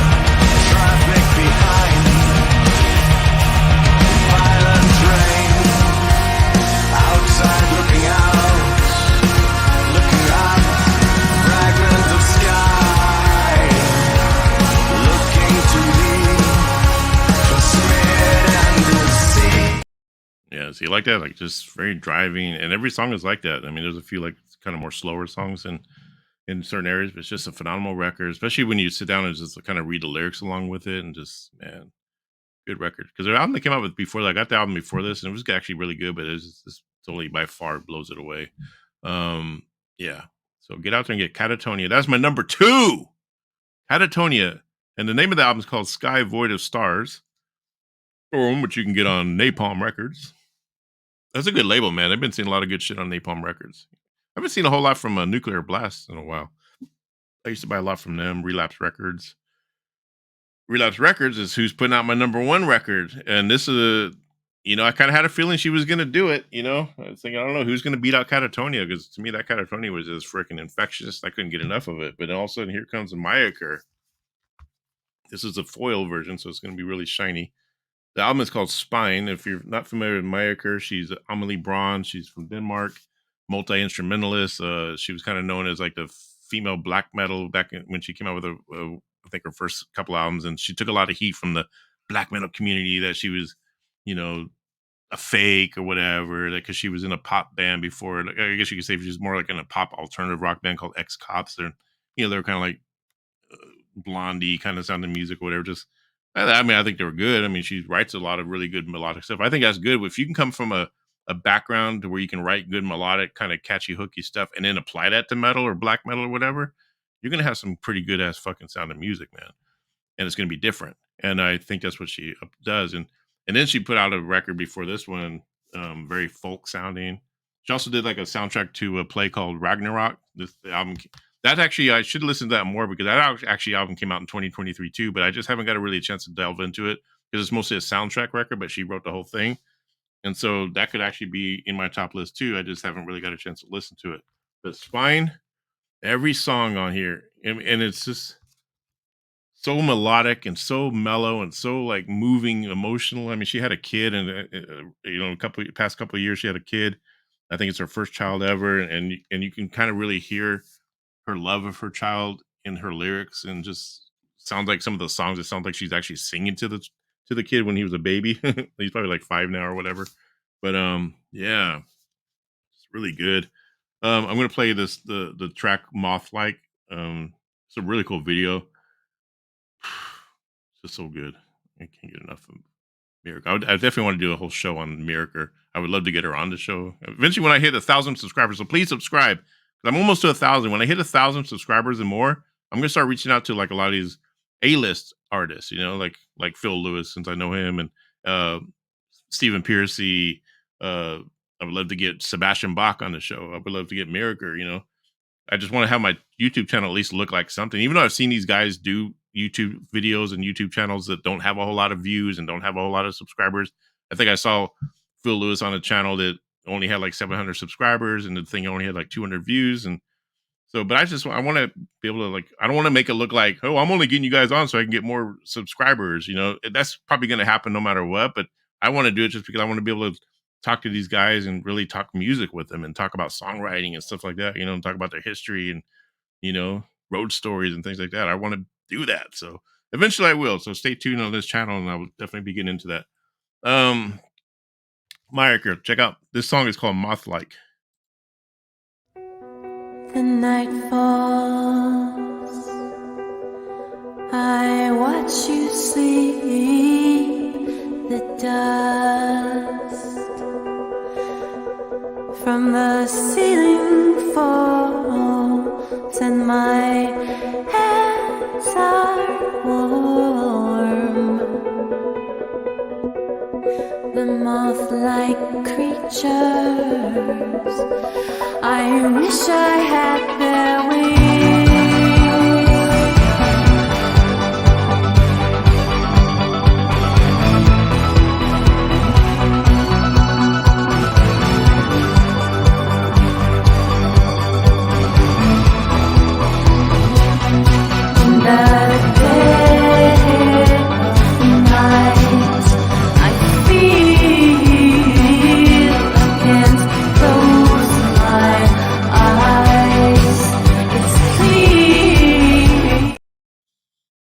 I get goosebumps and I almost get teary eyed when I hear that. I don't know, there's something about it. It just moves me. I mean, she's got the perfect production, the melodies are just working exactly where they need to be working, along with the drum and the bass, and just man, her voice is like angelic, and then knowing that she's actually writing that stuff herself and not using any kind of trickery or freaking backing tracks or samples or auto tune and all that shit like that. I mean, this chick's the real deal, man. She's a super fucking talent, man. Amelie Braun, Myriker, however you want to pronounce it, Myrkur. So that was my number one. So let's get into some honorable mentions. You know, we still got a little bit of time here, so we're about 90 minutes in. You know, this is about what I expected the show to go. 20 freaking releases, and then we got some honorable mentions. Alice Cooper. Let me see here. I have it in here somewhere. Yeah, Alice Cooper Road. Now this almost made my list. I just need to listen to it more. Probably, I think it was it was a tie between this and Udo, because Udo had the 19th spot, and then I was kind of going back and forth. And I go, no, I think Udo's just a better record when it comes to like representing metal. This is the metal block. This is the metal show mostly. So I would do like to keep it within that scope or whatever.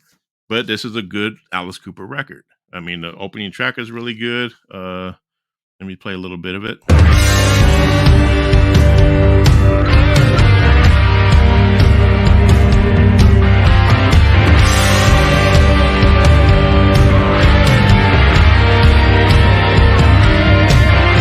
I know what you want. I know what you need. Something unworldly from another breed, created just for your lust, with exquisite control. A thing you. Yeah, that sounds like classic Alice Cooper. That sounds like something you'd hear on the Welcome to My Nightmare. You know, another honorable mention, surprisingly, Winger. This actually would have been my list too, but it was actually in my top 10 list, I believe, back when I did the midway through list or whatever in June. But it just all these bands kept coming out with stuff, and this kept getting pushed and pushed and pushed. But still a good record. I mean, these guys take a lot of heat for being hair metal, and they were really, even I was made fun of them back in the day, and you know that whole song, "She's only 17," and you know, just real cheesy. And you know, we always made fun of Kip Winger because he looked like he never played his bass. But this guy's a freaking phenomenal musician. There's a documentary came out. I can't think of the title now because it escapes me, but it just came out a couple I think it's on Paramount a couple months back, and it tells 5 different stories of Winger, and I think it has a chick from Vixen, John Corabi.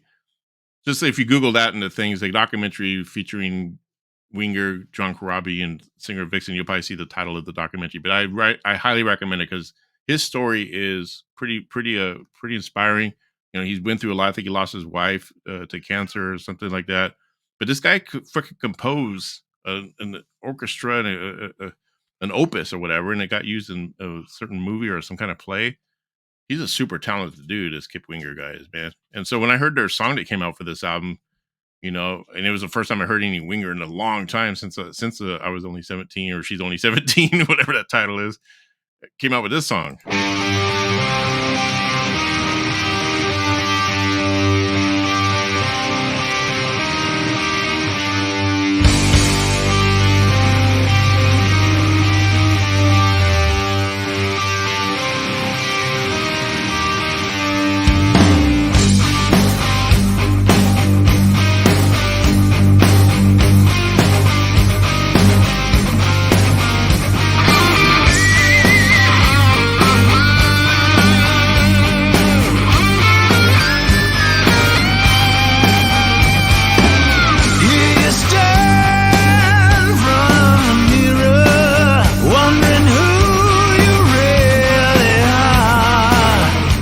That's good, man. I mean, that's Reb Beat. I believe they're all original members from Winger and voice. I mean, just it's a good song, man. That's if they would have sounded like that when they first came out back in the day. I mean, it would have shut a lot of people up, man. But you know, they were playing the game, and I'm sure the record label had something to do with it. You need to be, you know, because he played with Alice Cooper and stuff like that. So he's very musical. You know, before he went solo, he was playing with Alice Cooper and shit.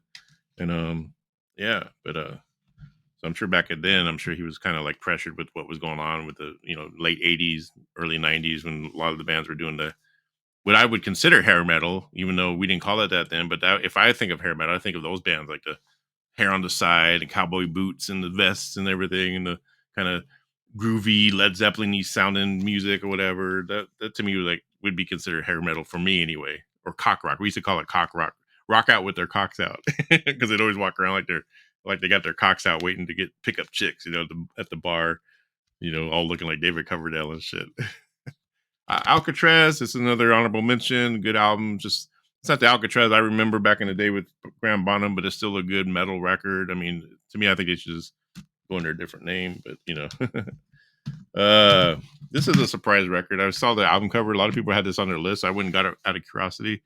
Phil Campbell and the Bastard Sons. I guess he was a guitar player, Motorhead. Good records, very solid, just solid heavy rock.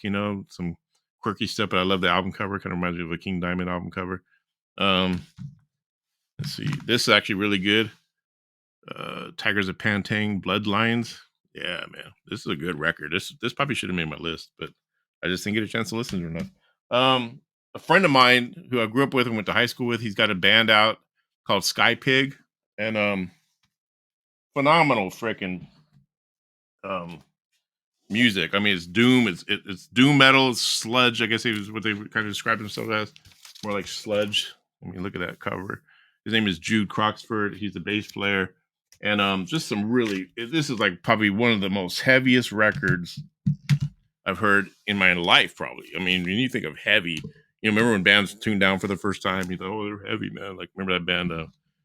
What were they called? I can't think of them. My brain goes blank a lot. So whenever I think of a band and I try to make a point, and then my brain goes blank. Anyway, bands like what are they called? Fuck it, Sky Pig. Anyway, bands not like Sky Pig. This Sky Pig is who we're gonna listen to. This song's called Larva.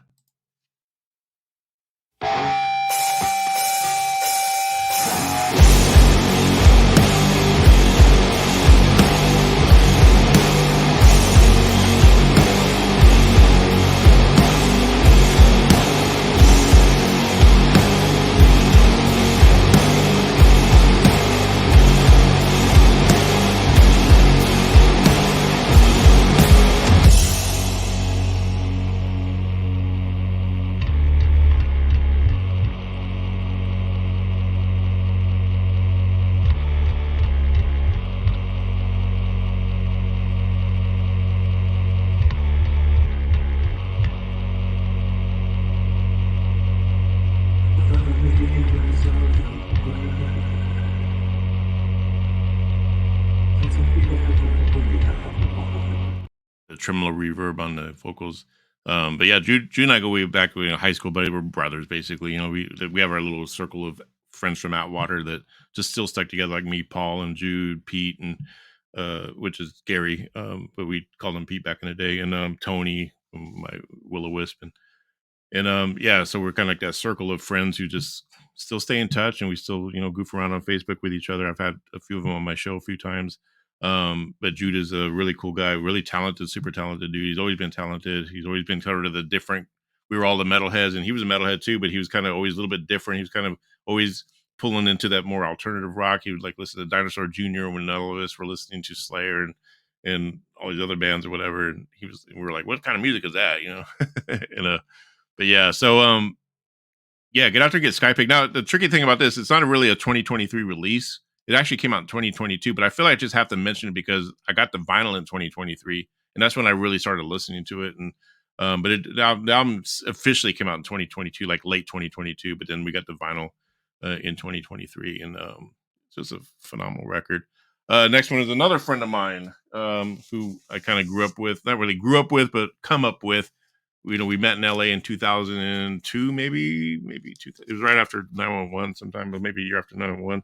Malina Moye, we used to work telemarketing rooms together, and she came up to me and said, "Hi, my name is Malina Moye, and I'm going to be famous." And she's doing it. She's all over the place. She's a left-handed upside down guitar player. That was her thing. Even back in the day, she'd be like, left. Because we started jamming together. She wanted to learn some stuff from me, and she wanted to learn how to, because she was already a pretty good guitar player. She was a really great rhythm player and good songwriter and stuff like that, but she didn't know how to play solos or where to play them at. So I would teach her the pentatonic scale and show her what position you want to play it in. If the song is in this key, here's where you want to play the solo at. And so she took that and ran with it, and she just sort of created her own sound, her own style. Her album came out called Dirty, and it's made a bunch of I believe the Billboard charts. I forgot where it placed, but it's on the Billboard 100. I mean, she's on all these guitar magazines. Matter of fact, it got voted in the top 10, but I think in the top 5.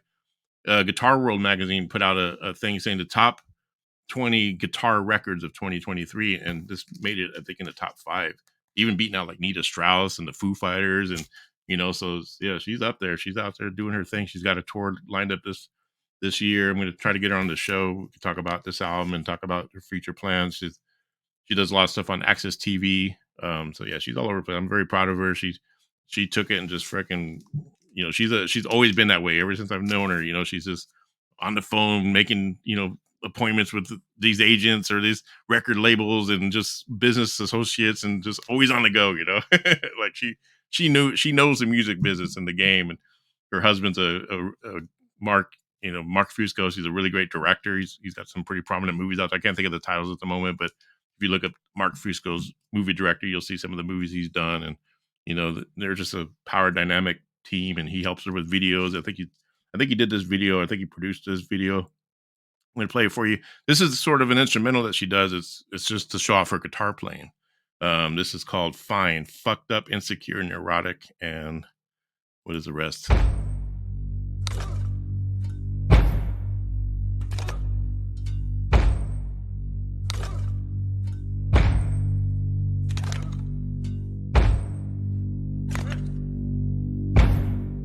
My daddy asked me, he said, Malina, how you doing? And I said, Daddy, I'm doing fine.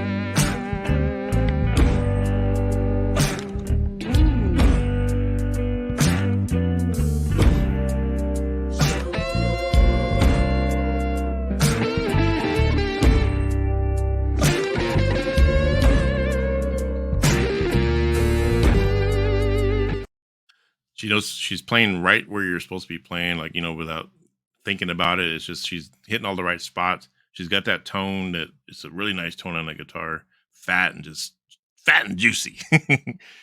You got that fat and juicy tone, Malina. Oh yeah. Get out there and get Malina Moye Dirty and Google her, man. You'll see her all over the place. Next up is another friend of mine. I know this is like my friends express here. Band called Blak Sunday, Juan Black. I did a song with him and Artificial Zero and a few other guys. We did a cover of a Tina Turner song that we released last year as well. But the main thing I'm going to talk about, he released a new album, and it's a really long album. I'm planning on doing like a full review soon. I'm actually going to have him on the show at some point. I'm going to have him on the show and basically just kind of go through all the songs and talk about music and everything like that. I think that's how I'm going to do it, as opposed to like a standalone review. I want to have him on the show and we just sort of go through his songs and just talk about him, because he's got a lot. He's very diverse. He's got a very punk sound, and he kind of goes into a more kind of Depeche Mode, gothic, dark wave sound. Look at the album cover; is really nice. Blak Sunday. He spells black with just Blak. The song is called "Songs of Love, Death, and the Revolution," which is kind of almost a Depeche Mode kind of sounding title.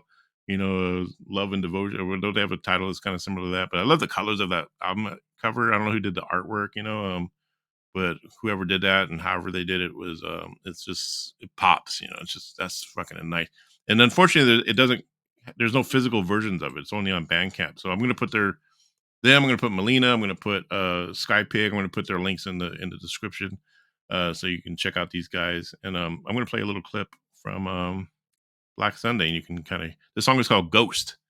I think they just released it recently, and it's also with Artificial Zero, who produced I think he produced a lot of their songs, and we worked with him on our song with Yeah, the Tina Turner cover, which we'll talk about that when I have Juan Black on, and it might even have the rest of the guys on. We'll see.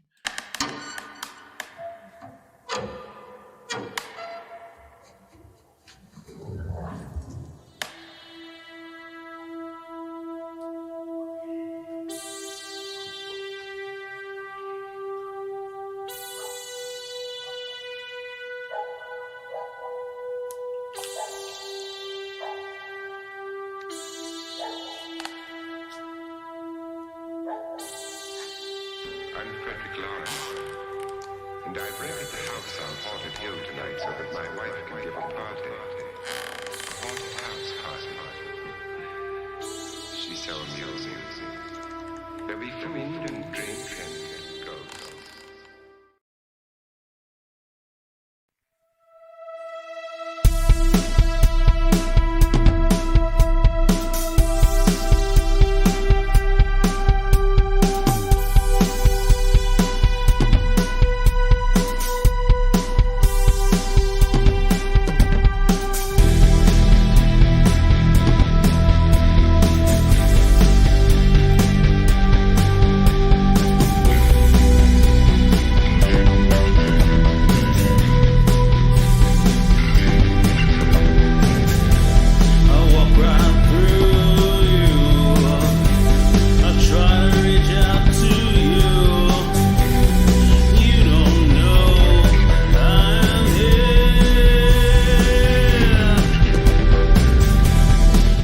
Really good song. I mean, his vocals are just beautifully mixed. You know, that to me is traditional, real gothic. You know, from the '90s, maybe even late '80s gothic that you'd hear at Helter Skelter. You're going into Helter Skelter, and that old school death rock gothic sound. I mean, they capture it really well. Good production on that song. Good job, Juan.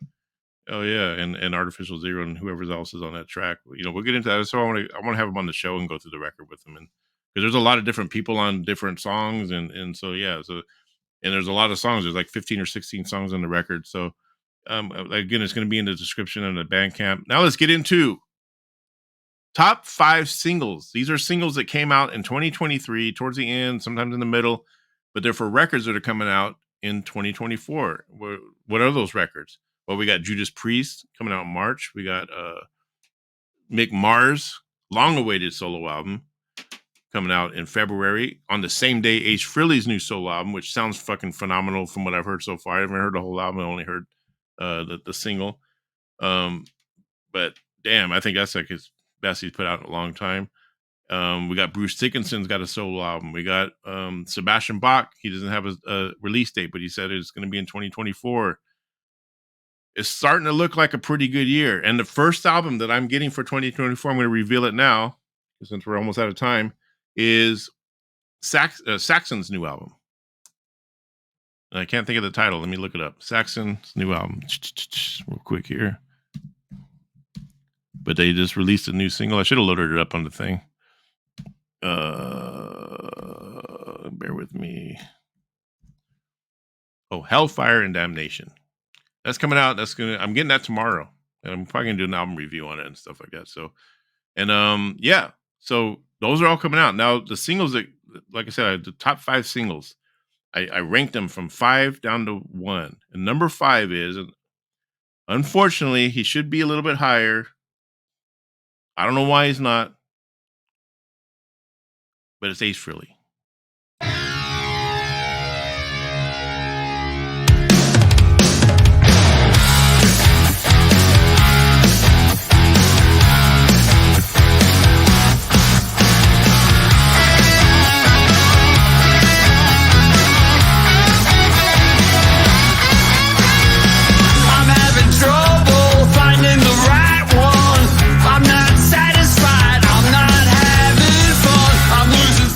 That's good, man. Some good guitar sound. I mean, that should actually be number 4. You know what? It's going to be a tie. I don't know. Fuck it. We're at the end of the show. Judas Priest is number 4. Trial by Fire. Yeah. I mean, I would get we'd get to Rob's voice, but you could hear that song on YouTube. But you could just hear the heaviness, the power, the melodicness. Now, again, I don't know. I'm going to do something that I haven't done before. I'm going to switch my ranking. that's going to be number 5, and I want to put Ace at number 4 because Ace. When I heard it again, I was like, no, that's got to be number 4. I'm putting that.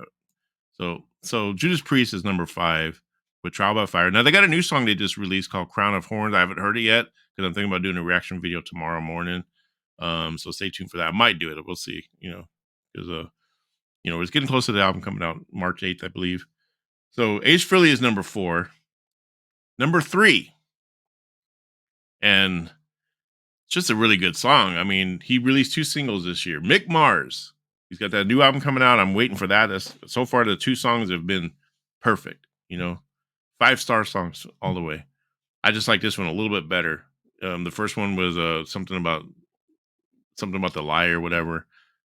Don't believe the lie. No, it's not the other. Anyway, this song is called The Right Side of Wrong, and I just think it's here. You be the judge, all right?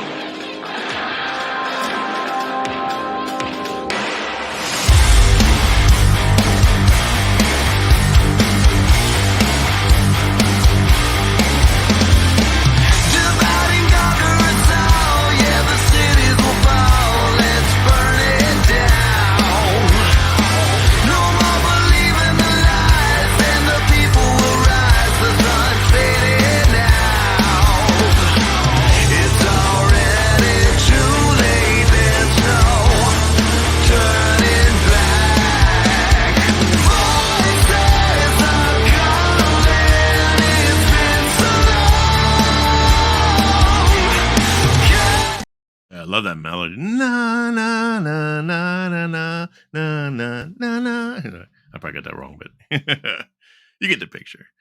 But yeah, I love that, man. It's heavy, man. Mick Mars. We always thought it was probably gonna be a blues record with slide guitar. But no, last 2 songs, man, have been just fucking heavy shit. Mick Mars like, no, fuck you all. I'm gonna, give you exactly what you didn't think it was gonna be.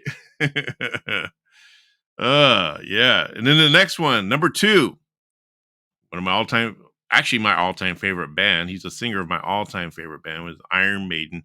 Bruce Dickinson dropped this on us. I can't play the whole video because the video is has a big old long intro and all this shit. So I just picked out the song. This is called, and I got the 45 here. It's really cool because look, Afterglow of Ragnarok is the name of the song, but it's tied to like a graphic novel that's coming out later when the album drops in March. But yeah, it's got a cool comic book. And this is the first time I've ever seen a 45 that you can open up and read a comic book while you're listening to the song. It's also got a demo version of If Eternity Should Fail, which was on their Book of Souls record, the first opening track. I guess Bruce Dickinson wrote that song, and this is like a demo version of it. So yeah, check it out.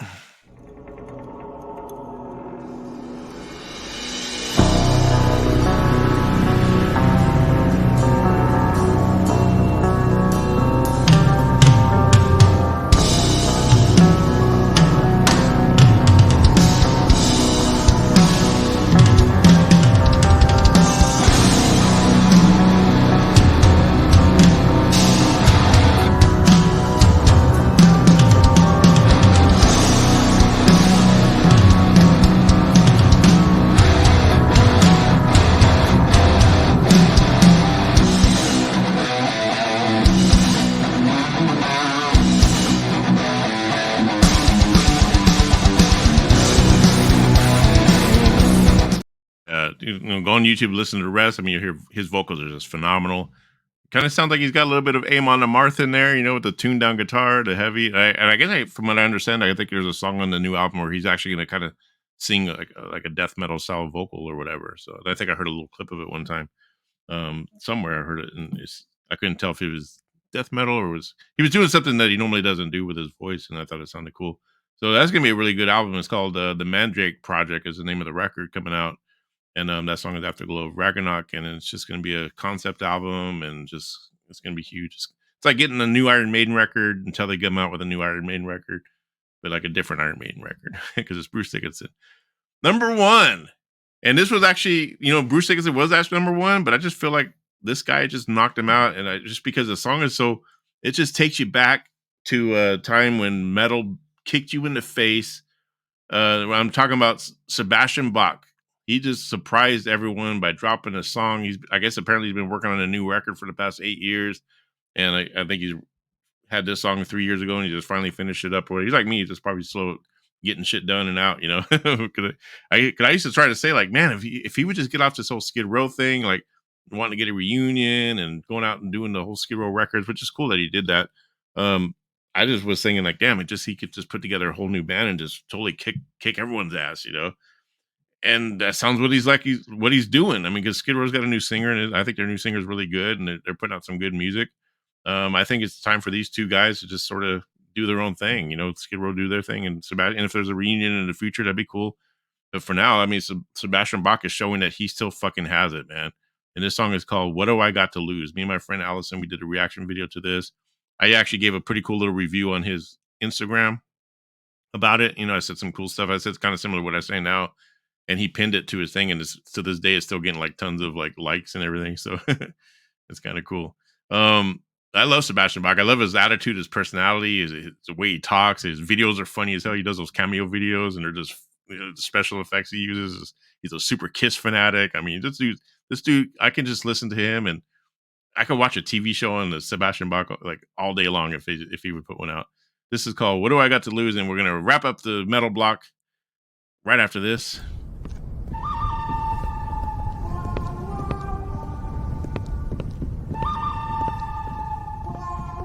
What's up, mother truckers? It's Sebastian Bach. Whatever happened to rock videos, dude?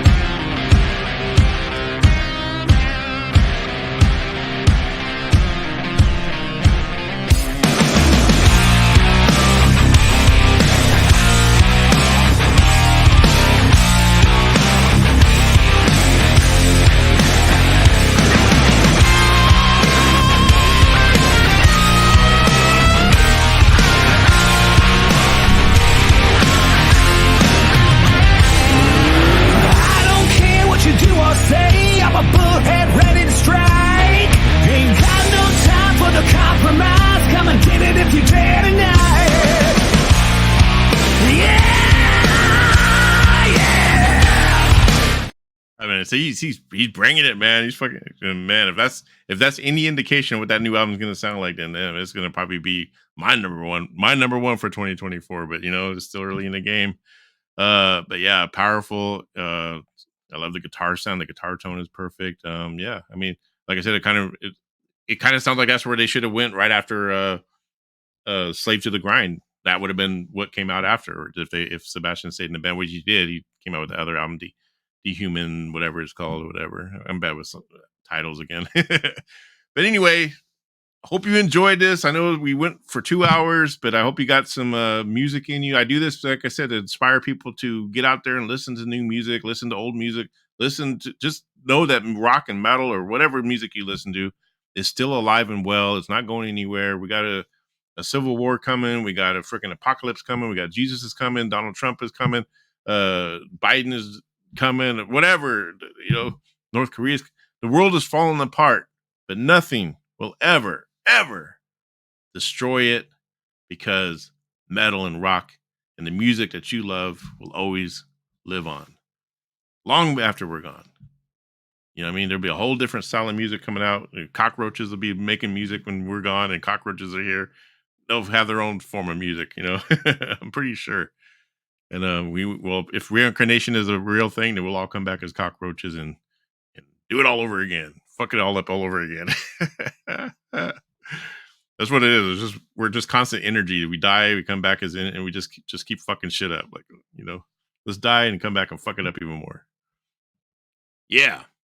So that was the show, and stay tuned. I got some, like I said, I'm back in action, taping the metal block. I'm trying to do, you know, I always do this on every 2 week basis. I try to be a little bit more looser with it. Maybe just kind of put stuff out every week or every 2 weeks, maybe just whenever, you know. So, but I got some guests lined up. I got Suicide Queens I'm working on, a really cool goth band, goth industrial metal band, Suicide Queen, and working on them for February, and a young thrash band I discovered on Bandcamp is just really good. I mean, fucking when I first heard their album, I was listening to a couple of their songs, and I got these like Ride the Lightning vibes, like the production on the guitars and stuff. And they're from Florida. They're young. I think they were originally from Peru or somewhere like that, but then they all moved to Florida, and they're just like these young kids. They look young on their Instagram, so I reached out to them, and they're down with doing the show. So I'm going to probably have them on and talk about their career in music and where they're going to go with it and all that good stuff. So they're called Eternal Warrior. Check them out on YouTube. Suicide Queen, check them out on YouTube. They got a My Heart Conceit, I think, is a song that they put out recently, and really good stuff. So yeah, that's why I do this, man. Just until I put out my own music and, you know, get the juices flowing. I do this just for fun, and you know, if I get a lot of likes or get a lot of subscribers, that's icing on the cake. But the most thing is I just live, breathe, and love music and art and everything. So it saved my life from addiction. If I didn't have my guitar or nothing, I'd probably still be doing drugs and alcohol. All right. So like I say, at the end of every show, you got to be kind to yourself. As Halloween says, yesterday is history, tomorrow is a mystery. And then I like to add, but today I'm going to be kinder to myself. I'm going to live at a kinder pace, you know, and be kind to others, because if you're not good to yourself, you're no good to anyone else. All right. So horns up and peace out. We'll see you next time. Yeah. Now, where the hell's that stop button at?